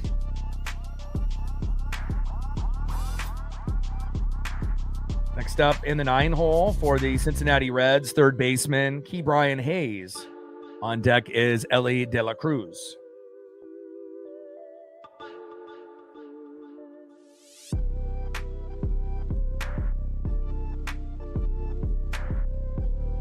First pitch into Ke'Bryan Hayes is a ball. High and away, sinker at 96 miles an hour, 1-0 count. 1-0 pitch from Bizzardo. Got Ke'Bryan Hayes to pop up, but it is fading out of play. And just outside the screen. Good attempt by Naylor, at least trying to get there. 1 ball and 1 strike to Ke'Bryan Hayes.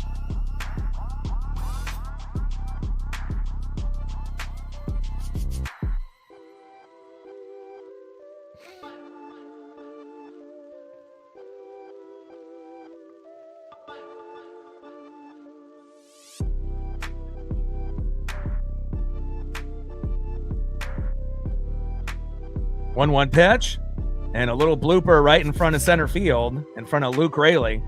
And now we got runners at first and second with 1 out. Come on, Bizzardo. And this is the type of shit that I'm talking about. It's one thing if Rucker fucks up, or Davila fucks up, or Hoppy or Simpson, with the AAA guys.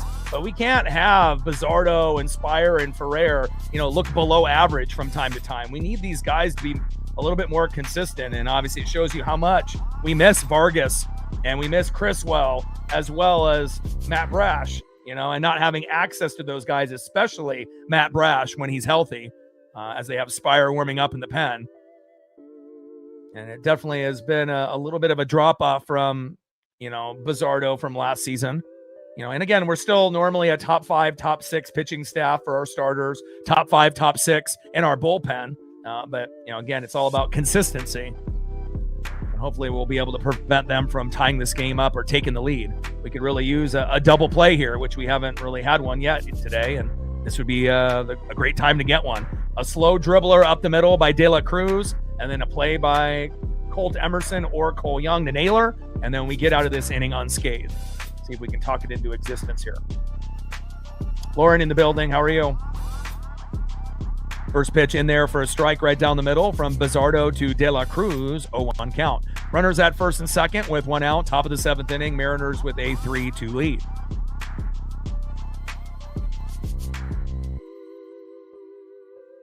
Come on, Edward. 0-1 pitch. Tries to paint the corner and just missing. 1 ball and 1 strike from Bizzardo to De La Cruz.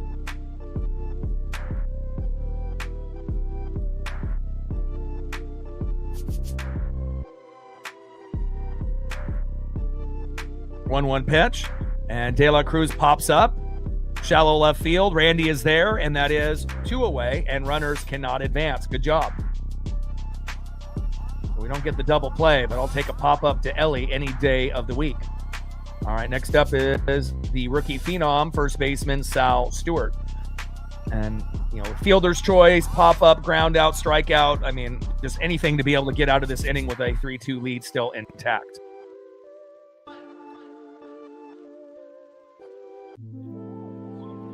And Sal Stewart calling time.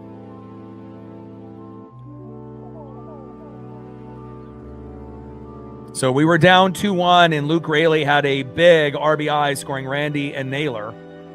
And hard hit ball, deep right field, back, and gone. Unbelievable. Edward Bizzardo choking badly. 3-run blast, and now our 3-2 lead goes to a 5-3 deficit. Jesus. And I hope that ends up not being the end of the game. And this is the type of shit that I'm talking about, out of Edward Bizzardo and Jose Ferrer and Gabe Spire. It's fucking unacceptable. We finally battled back and got the 3-2 lead, and then you gave up a big home run there, and you didn't look good in this inning. And you were our best bullpen pitcher for last year, and you by far are not our best this year now. And it's one thing if they get a solo dinger, fine.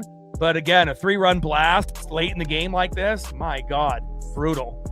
Now we're down by 2.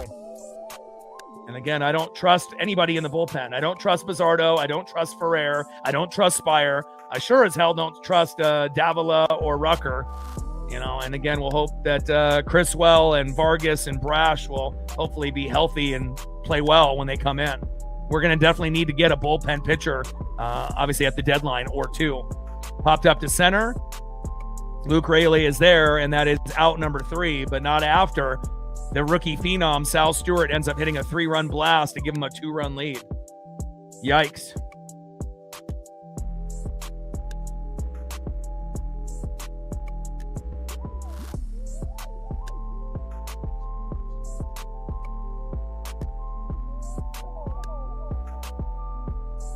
I don't even know really who normally every year it's clear, who the best one is, but obviously Mooney was, terrible as a closer at the beginning of the year. He's been more lights out lately, but as far as a guy that's not a closer, I don't really know, because again, I don't really trust Bizzardo, Spire, and Ferrer. Ferrer has been throwing a lot of balls lately, not really trustworthy.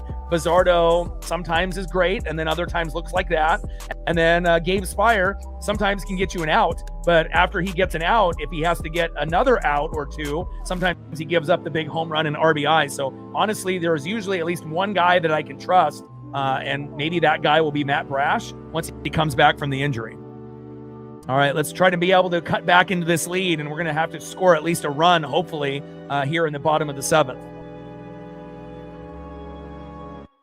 And these are the 2 most home run dependent teams in baseball. So when they homer, they typically win, and we're still waiting on a big home run by the Mariners. Next up, 1 for 2 with an RBI. Catcher, big dumper, Cal Raleigh. We need you, Cal.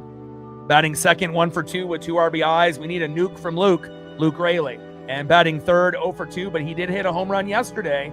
Just like in this photo, Weston Wilson. Hopefully this will be the right trio to get us to a 5-4 or 5-5 tie.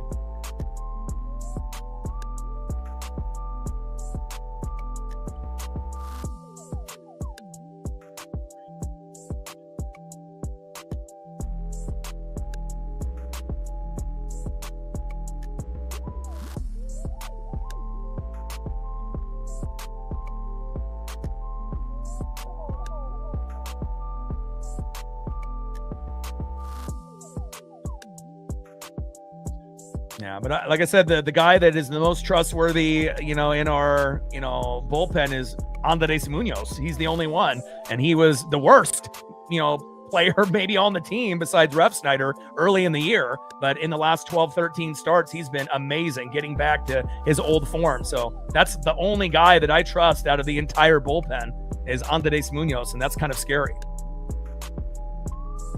2-0 pitch, big swing and a miss, low and away. 2 balls and 1 strike from Singer to Raleigh. Come on, Cal. We could really use home run number 11 on the season right here.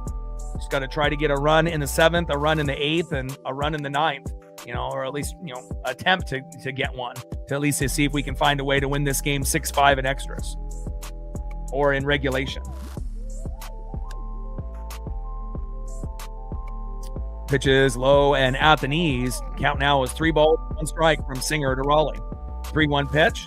Hits the corner for a strike. Count now is full. 3 balls and 2 strikes from Singer to Big Dumper.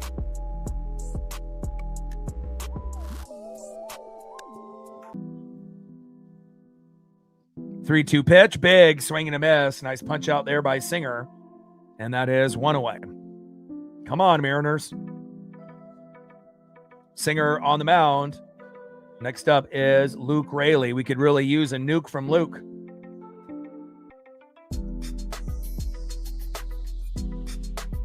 I mean, if we could get back-to-back homers by Raley and Wilson, that would be amazing. But, you know, what are the chances of that happening? Probably not that high.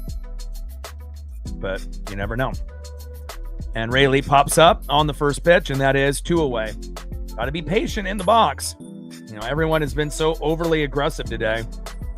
And I really miss JP Crawford and his patience in the box.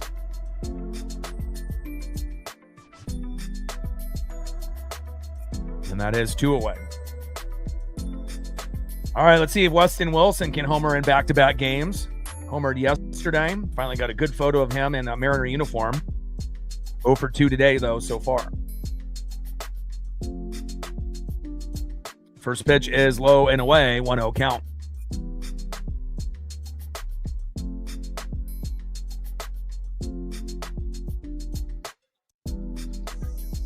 One 0 pitch, takes a strike, low and away. 1 ball and 1 strike from Singer to Wilson.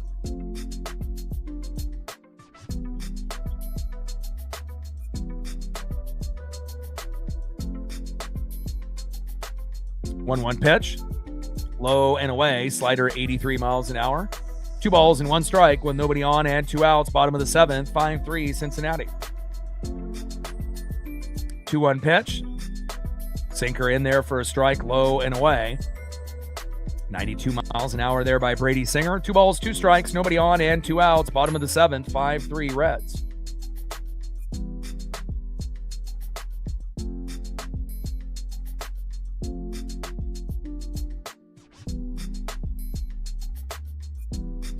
Two pitch, low and away. Count now is full. 3 balls and 2 strikes from Singer to Wilson.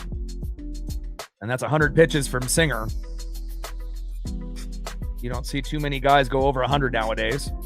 3-2 pitch. Check swing. Did he go? No, he did not. And good at bat there by Weston Wilson, taking the walk.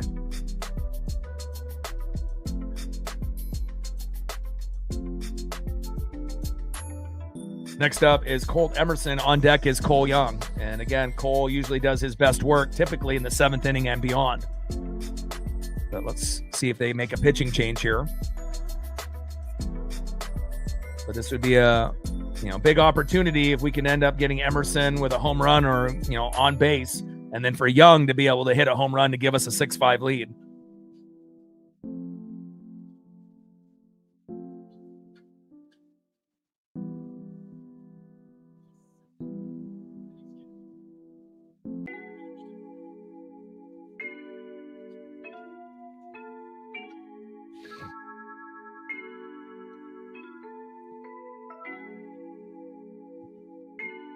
All right, Singer is done. But who are they bringing in?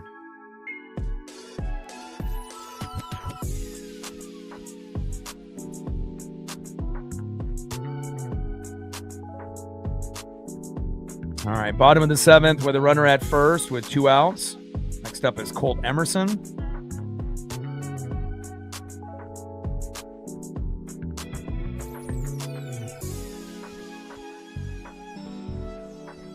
Looks like Brock Burke coming in.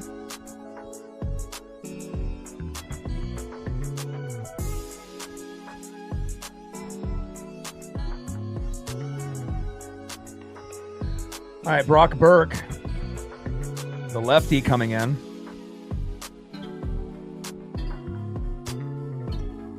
And if there was ever a moment that we needed Colt to homer or get on base, it's fucking right now. Emerson and Young.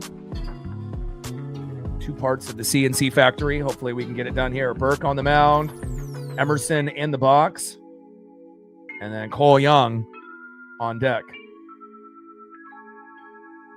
And Cole Young, with runners in scoring position with 2 outs, is batting over 400. So, if we can get to Cole Young, if somehow Emerson can get walked, hit by a pitch and not get hurt, or get a single, and then Young comes on board, we would have a pretty good chance, to be able to get a run or 2 or 3, potentially. And there we go. Did he get hit? And that one almost hit him in the shoulder by Brock Burke. I was kind of hoping it did. I don't want our guys to get hurt, but that would have been a real fast way to get him to first base. That is a pitch inside, 1-0 count. 1-0 pitch from Burke. Hard hit ball, little blooper, and caught in left field, unfortunately, and that is out number 3.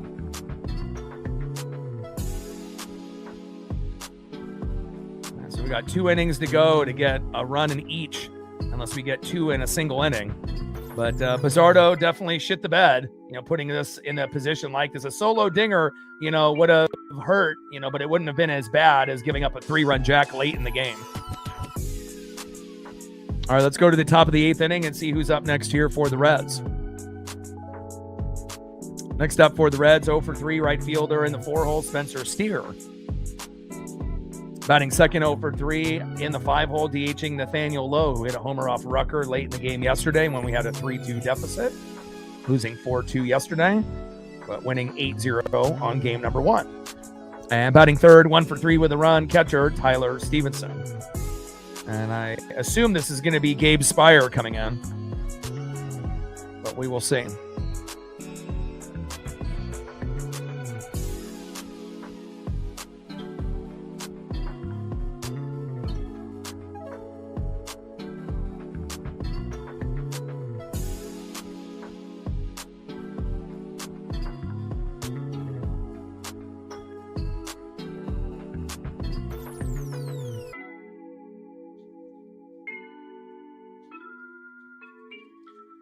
All right, we're going to need a miracle now.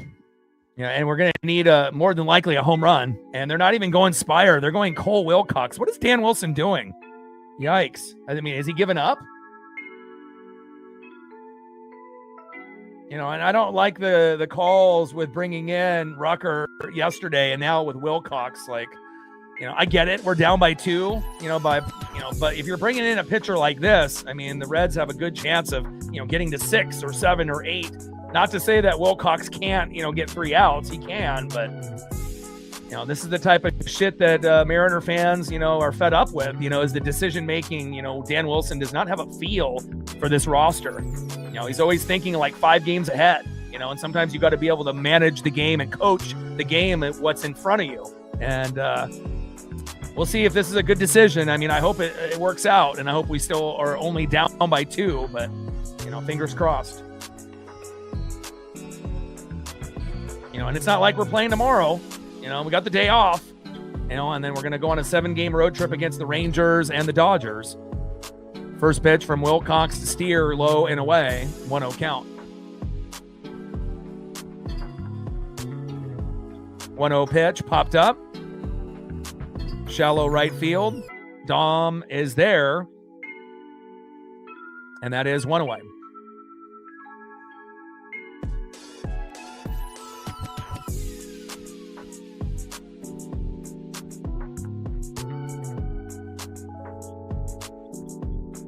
Next up is Nathaniel Lowe.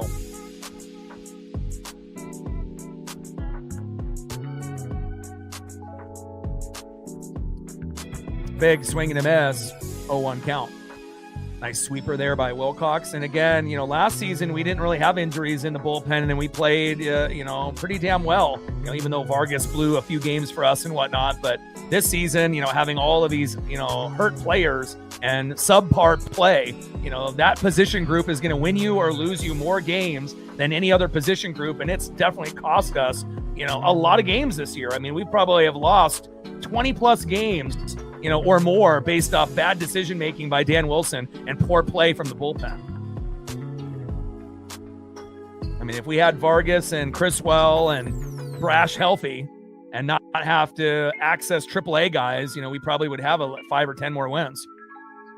Big swing and a miss, and that is 2 away. Good job here by Cole Wilcox. And I guess Cole might be slightly more trustworthy than Davila or Rucker or Simpson or Hoppy, who's in AAA, but not by much. First pitch into Stevenson is in there for a strike, but so far Wilcox is looking better than I thought he would. which is, I guess, good for us. I mean, I'd rather have a chance to come back in the game instead of it just being fucking over. 0-1 pitch in there for another strike. No balls and 2 strikes from Wilcox to Stevenson, painting the corners beautifully here early.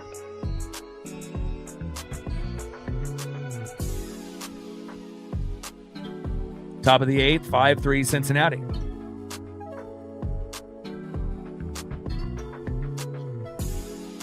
Well, we got 2 innings to go for 2 runs.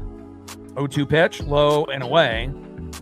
Painting the corner, but not getting the call. Just a little bit outside. Change up, 88 miles an hour. 1-2 pitch from Wilcox.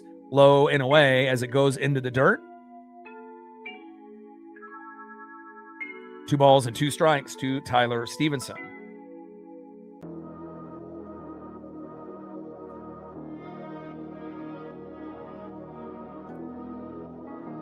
Two pitch popped up and out of play. 4-seam fastball, 97 miles an hour there by Cole Wilcox. 2 balls and 2 strikes with nobody on and 2 outs. Top of the 8th, 5-3 Reds.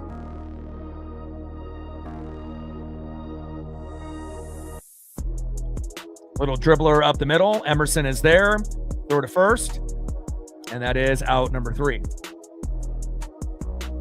Yeah, well, we know, KW, that the Reds bullpen, can walk guys and give up hits and home runs. But the problem is when you only have a couple innings left, now, obviously, if we have 3 or 4 innings, then we feel pretty good, But when you get it down to the 8th and the 9th and you're down by a run or 2, sometimes magic will happen. But sometimes you just don't have enough time, or you don't have the right batting order, to be able to, make that Mariner magic happen. So, I mean, I hope we get a meltdown by the Reds bullpen here, and we get a little bit of luck, but we definitely dug ourselves in a hole giving up that 3-run jack to Stewart.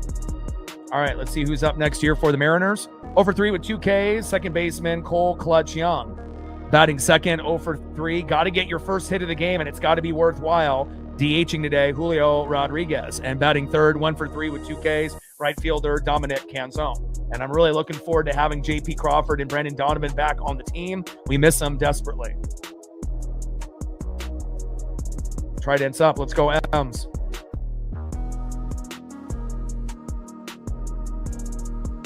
$35 subs to go to 24,500. We're at 17 on the Dono train, 83 to go. Now let's see where we're at on the likes, how close we are to 150 before the stream ends. We got 241 in the room. Hopefully we get somewhere between 150 and 200. And we're at 125, 75 to go.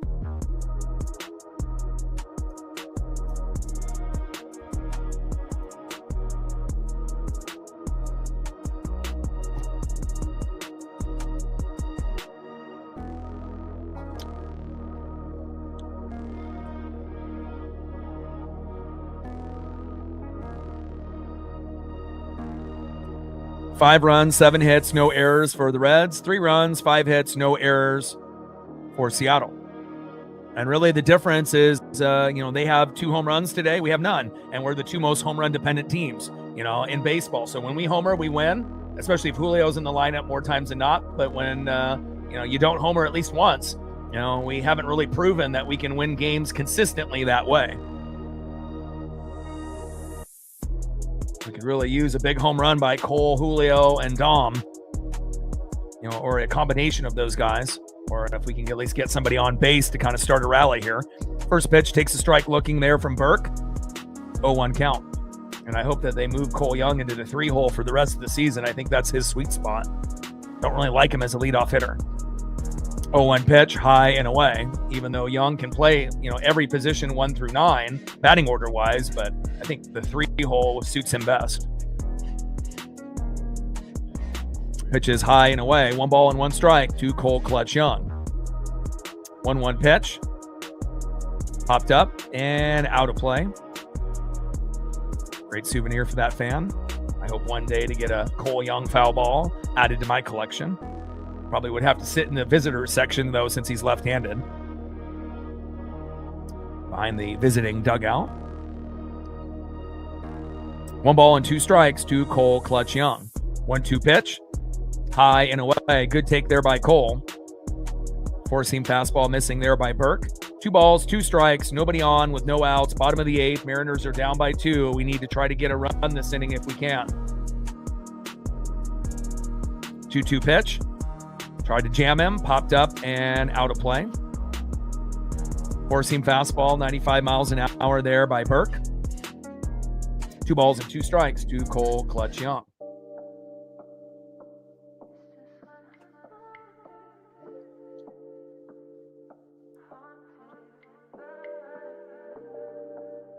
Two pitch, tried to jam him and pops him up into right and caught, and that is 1 away.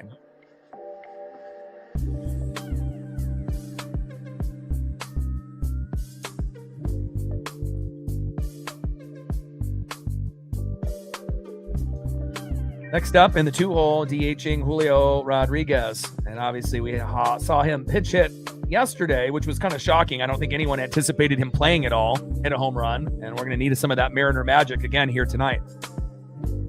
First pitch to Julio, popped up and out of play, 0-1 count. And we got Dominic Canzone on deck. I mean, unless Julio can get a single or double and then Dom hits a home run, we would take that end result as well. 0-1 pitch. And Julio, line drive. Go, go, go. Yes. Go, baby, go. Back to the wall. Get a double. Go, go, go. There we go. And Julio Rodriguez with the double.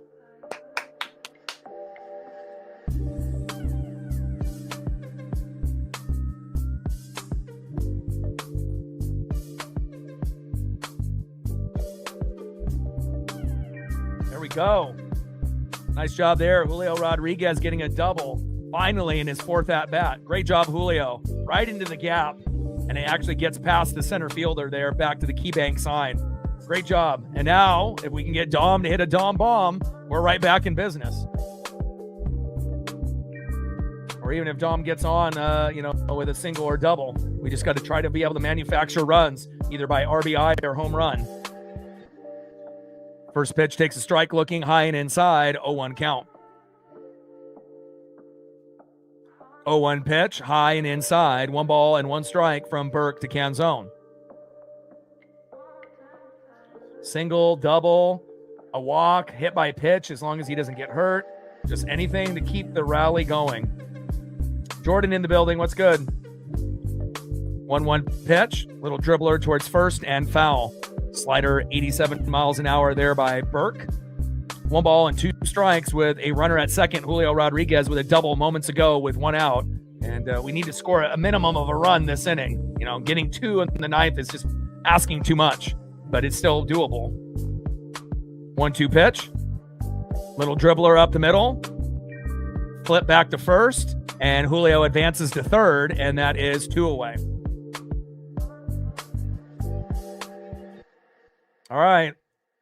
Our only 2026 All-Star this year has to come up with an RBI here or a home run. He is due for a home run. He hasn't hit one in a minute. Left fielder Randy Arozarena, but I'll take an RBI single to make it 5-4. But, if he gets a homer, that would be great. And then on deck, the hottest hitter in the last 2 games, Josh Naylor.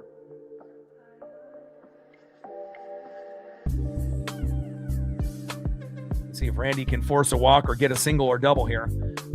First pitch. High and inside, 1-0 count. Four-seam fastball, 96 miles an hour there by Brock Burke. 1-0 pitch. Takes a strike low and on the corner there, inside, low and at the knees. 1 ball and 1 strike to Randy Arozarena. Bottom of the 8th with a runner at third, Julio Rodriguez with 2 outs. We desperately need to get a run here.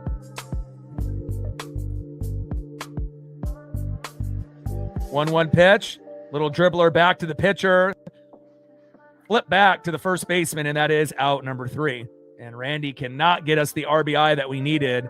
Runner is stranded, and now we're still down by 2 as we go to the top of the 9th. If we would have scored a run in that inning, that might have given us a chance. Not to say that we can't get 2 in the 9th, but it's going to take a hell of a meltdown by the Reds pitching staff for us to come back now.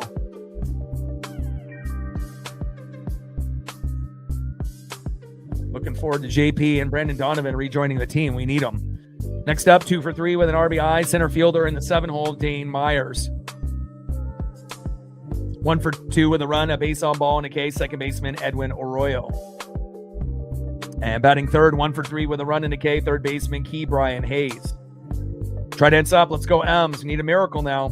Can't give up any more runs, and then we got to get 2 to tie, 3 to win.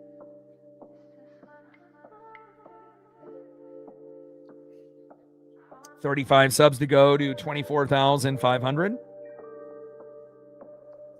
17 on the dono train. 83 to go.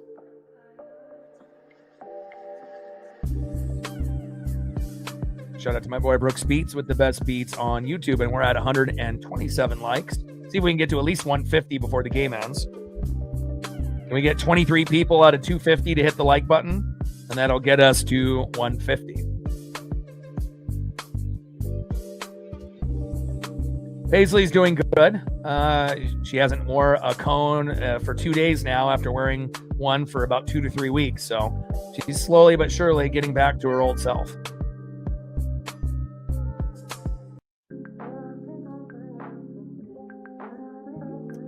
Shout out to Brooks Beats with the best beats on YouTube. 5 runs, 7 hits, no errors for the Reds. 3 runs, 7 hits, no errors for the Mariners. But the difference is the Reds have 2 home runs, the Mariners have none. And again, these are the 2 most home run dependent teams in baseball. If you homer, once or twice, you typically win or compete. When you don't homer at least once, the chance of winning is very slim.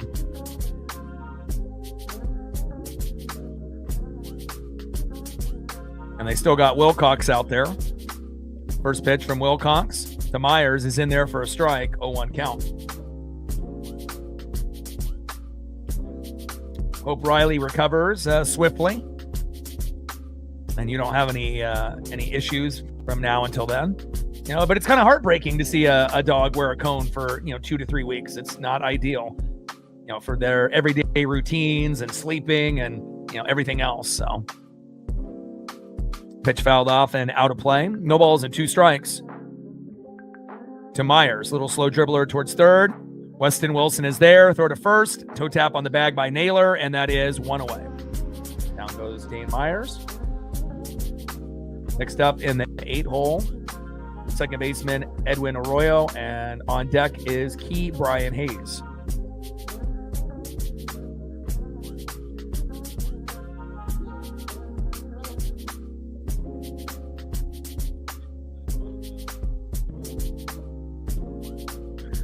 First pitch into Arroyo with a sweeper. Big swing and a miss. 0-1 count. Top of the 9th inning with nobody on and 1 out. Reds up 5-3 against Seattle. 0-1 pitch.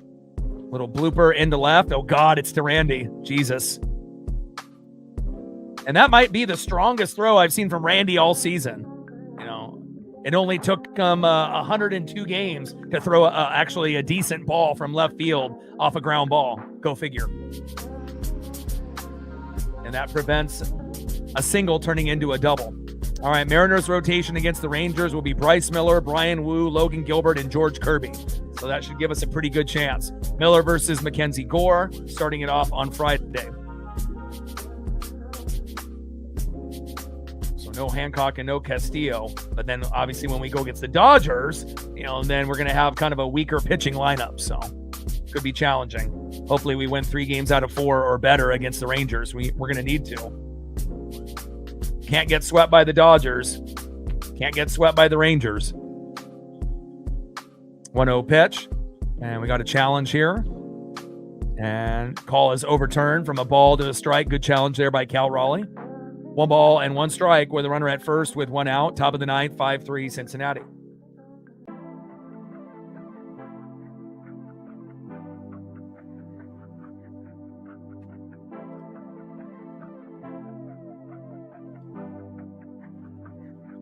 Little dribbler to Wilson, throw to first, and that is 2 away.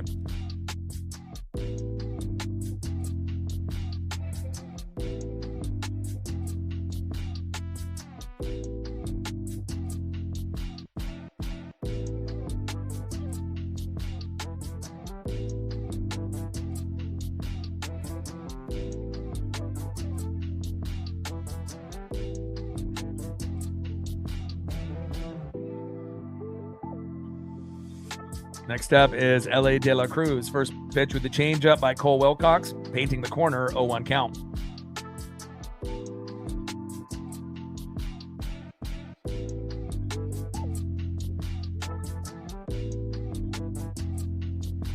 Oh, 1 pitch, high and inside, four-seam fastball missing by Wilcox. Strike to L.A. De La Cruz.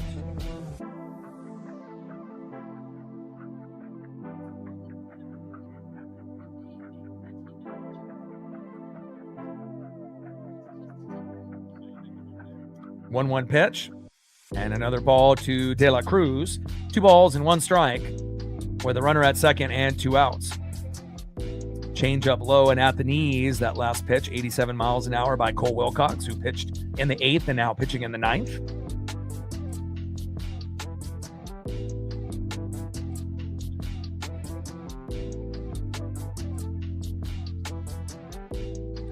Two-one pitch in there for a strike.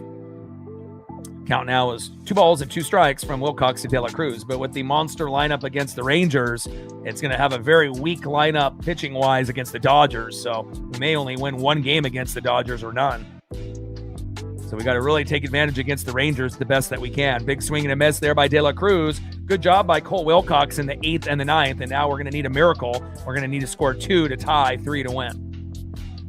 And if somehow by a miracle we can get 2 runs and we can get to 5-5, then we got to be able to try to find a way to win 6-5 and 10-11 or 12. But the chance of doing that is going to be pretty tough. I mean, we were down 2 yesterday and we couldn't, get the job done. And now again, we're down by 2 with 1 half inning left. But let's see if we have the right 3 batters to actually give us a chance. And I think this batting order a little bit better than what we had yesterday in the 9th. This could actually be the batting order that, potentially could do it. Next up, 2 for 3 with 2 runs and a K. Probably the hottest hitter in the last 2 games for the Mariners, Josh Naylor. Started off yesterday going 3 for 3 and has already 2 hits today. 5 hits in 2 games, I'll take that. Batting second, 1 for 3 with an RBI and a K. Big dumper, Cal Raleigh. Let's go, Cal. And batting third, 1 for 3 with 2 RBIs. Center fielder Luke Raley. So this is the perfect 3 guys. They've been the most productive to get us our runs today. So again, I mean, if we can't get it with Naylor, Cal, or Luke, we're not going to get it with anybody, at least based on, what has happened in today's game. So at least we have our 3 best options with Naylor, Cal, and Luke based on their production in today's game, and hopefully they can. Trident's up. Let's go M's.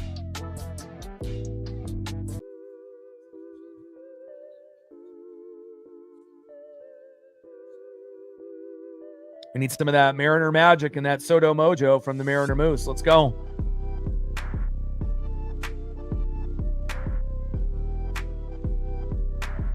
$35 subs to go to 24,500.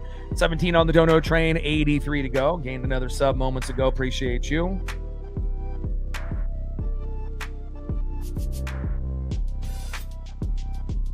$34 subs to go to 24,500.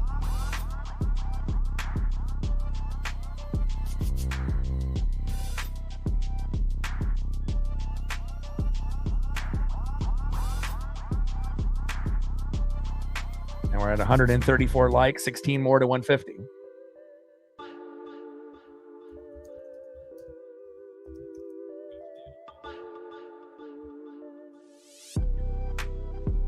First pitch into Josh Naylor is in there with a strike.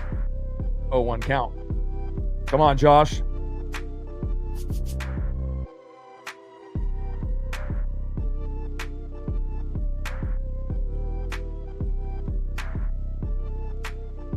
Oh, 1 pitch to Naylor, popped up and out of play.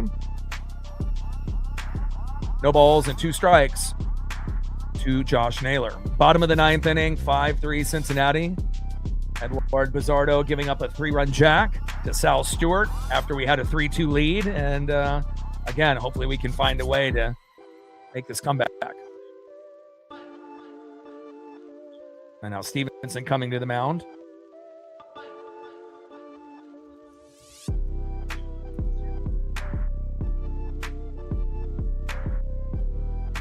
Emilio Pagan on the mound.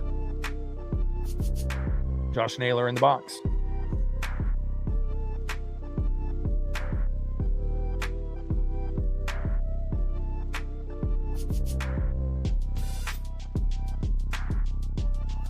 Yeah, Castillo's best days are well behind him, but again, if the Cubs are dumb enough to trade Seiya Suzuki for Castillo and a couple AAA guys, we would happily deal Castillo and a couple bullpen guys to get Suzuki on the Mariners. 0-2 pitch, low and at the knees. Mariner fans would jump for joy. Cubs fans would riot, but they do need pitching. I mean, and we got 6 starters right now, and Castillo's not even really good enough to be a bullpen guy either. So, I mean, at times Castillo can still be somewhat decent, but not a very good year this year overall. 1-2 pitch, low and away. 2 balls and 2 strikes from Pagan to Naylor. Bottom of the 9th inning, 5-3 Cincinnati. Mariners need a miracle. Come on, sports gods, help us out.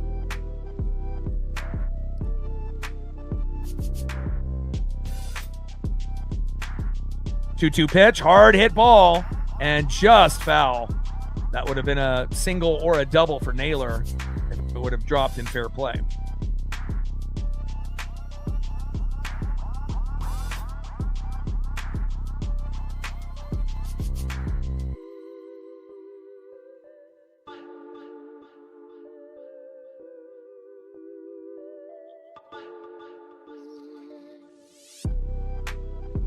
The amount of money that salary-wise for Castillo and Refsnyder, I definitely would love for those guys not to be on the team next year. 2-2 pitch.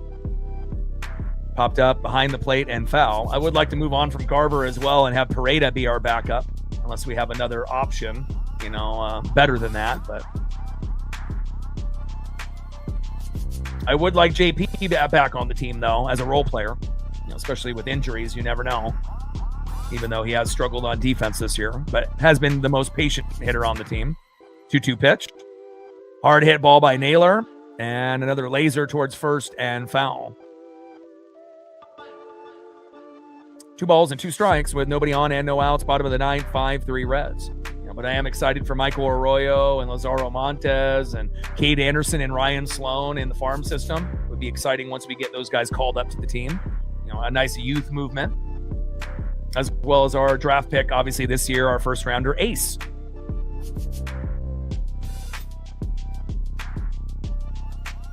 Who can play third, first, or outfield. 2-2 pitch, high and away. Good take and good at bat here for Naylor. Count now is full. 3 balls and 2 strikes. From Pagan to Naylor. And I wouldn't mind if we moved on from Randy either. If we could find someone that actually hustles and actually plays ground balls better than Randy, even though he is a good hitter. Someone that's got a better attitude. 3-2 pitch. And Naylor pops up into shallow center. And that is 1 away.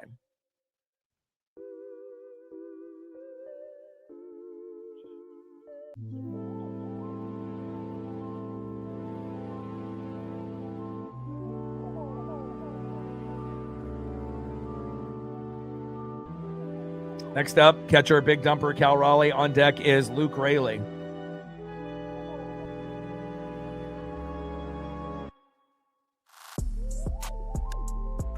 First pitch is low and away. Cutter missing there by Pagan, 1-0 count. I mean, obviously back-to-back home runs is a very rare commodity for the Mariners lately, but if someone can get on with a single or double, Cal and Luke can hit a homer, that would be great. 1-0 pitch, popped up and out of play. But we got the day off tomorrow, and then we're going to have one of the toughest 7-game stretches of the season. 4 games versus the Rangers starting Friday, and then 3 games in Los Angeles against the Dodgers. And obviously the Dodgers series will be a little bit more difficult than the Rangers, considering who's going to be pitching for us and how good the Dodgers have been this year. Realistically, the Dodgers could win back-to-back World Series.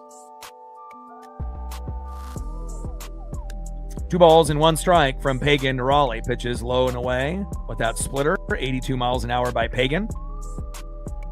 2-1 pitch to Cal. And there for a strike looking. Low and at the knees. 4-seam fastball, 94 miles an hour in the zone.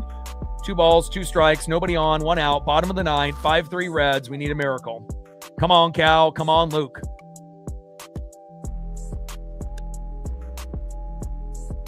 2-2 pitch to Cal. Low and at the knees. Good take there by Raleigh. Count now is full. 3 balls and 2 strikes to the big dumper, Cal Raleigh. Take the walk, Cal, if it's there. Odin in the building. What's good? I'm celebrating Aussie Day 2. I actually watched a really cool interview from 2014 with him and Jack earlier today. 3-2 pitch. Line drive to first. Toe tap on the bag, and that is 2 away. Ozzy is my favorite, out of everyone. So 1 year anniversary since Ozzy passed. Rest in peace. All right, we're 1 out away. Hope your back is doing a little bit better, Odin. Good to see you. And last but not least, we have Luke Raley. Hopefully we can get something here with Luke to keep this game alive.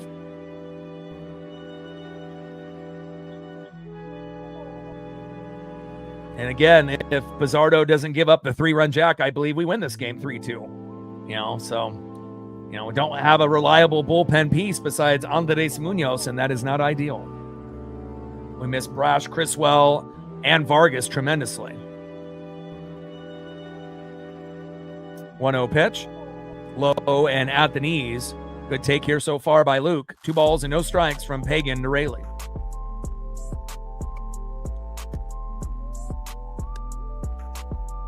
It's a long season, and again, we still are going to more than likely get first or second in the AL West. And once you get in, anything can happen. 2-0 pitch, popped up and out of play. And you have to remember, this season, you can't compare it to last year.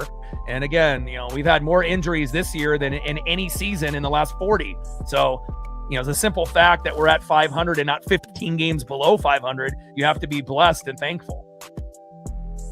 2-1 pitch. High and away. But the American League is down, and we have just as good of a chance as the White Sox, the Guardians, the Rangers, the Yankees, and Rays to come out of the American League.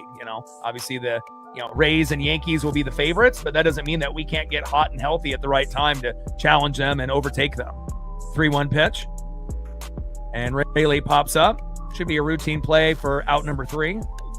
And there it is. And that is the ball game. Final score, Reds 5, Mariners 3. Disappointing loss with Edward Bizzardo kind of shitting the game away, giving up that 3-run jack to the rookie phenom Sal Stewart. Let's go over the stat line here real quick for both teams.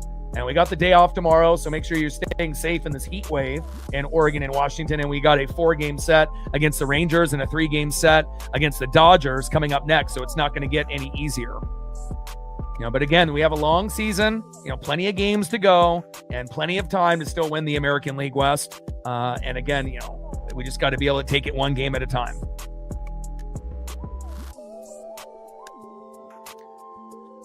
All right, next up for the Reds here, as far as the overall stats, Ellie De La Cruz 0 for 4. Sal Stewart 1 for 4 with that 3-run jack, and that was really the deciding, home run. Otherwise, I think we would have won 3-2, honestly. JJ Bleday 1 for 4 with a home run, and the Mariners didn't hit any home runs today, and when you don't hit a home run, you don't win. Spencer Steer 0 for 4, and they got home runs by Stewart and Bleday, so that's the difference. Nathaniel Lowe 0 for 4. Tyler Stevenson 1 for 4 with a run. Dane Myers 2 for 4 with an RBI.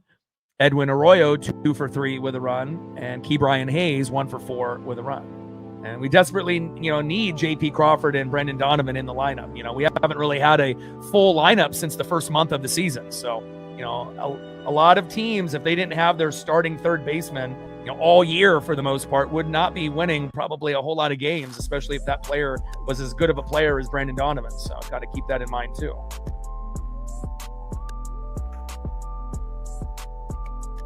All right, Cole Young 0 for 4. I don't like him in that leadoff spot. I'd rather have him in the 3-hole. Julio Rodriguez 1 for 4. Dominic Canzone 1 for 4. Randy Arozarena 1 for 4 with a run. Josh Naylor 2 for 4 with 2 runs. Cal Raleigh 1 for 4 with an RBI. Luke Raley 1 for 4 with 2 RBIs. Weston Wilson 0 for 2. And Colt Emerson, unfortunately, 0 for 3.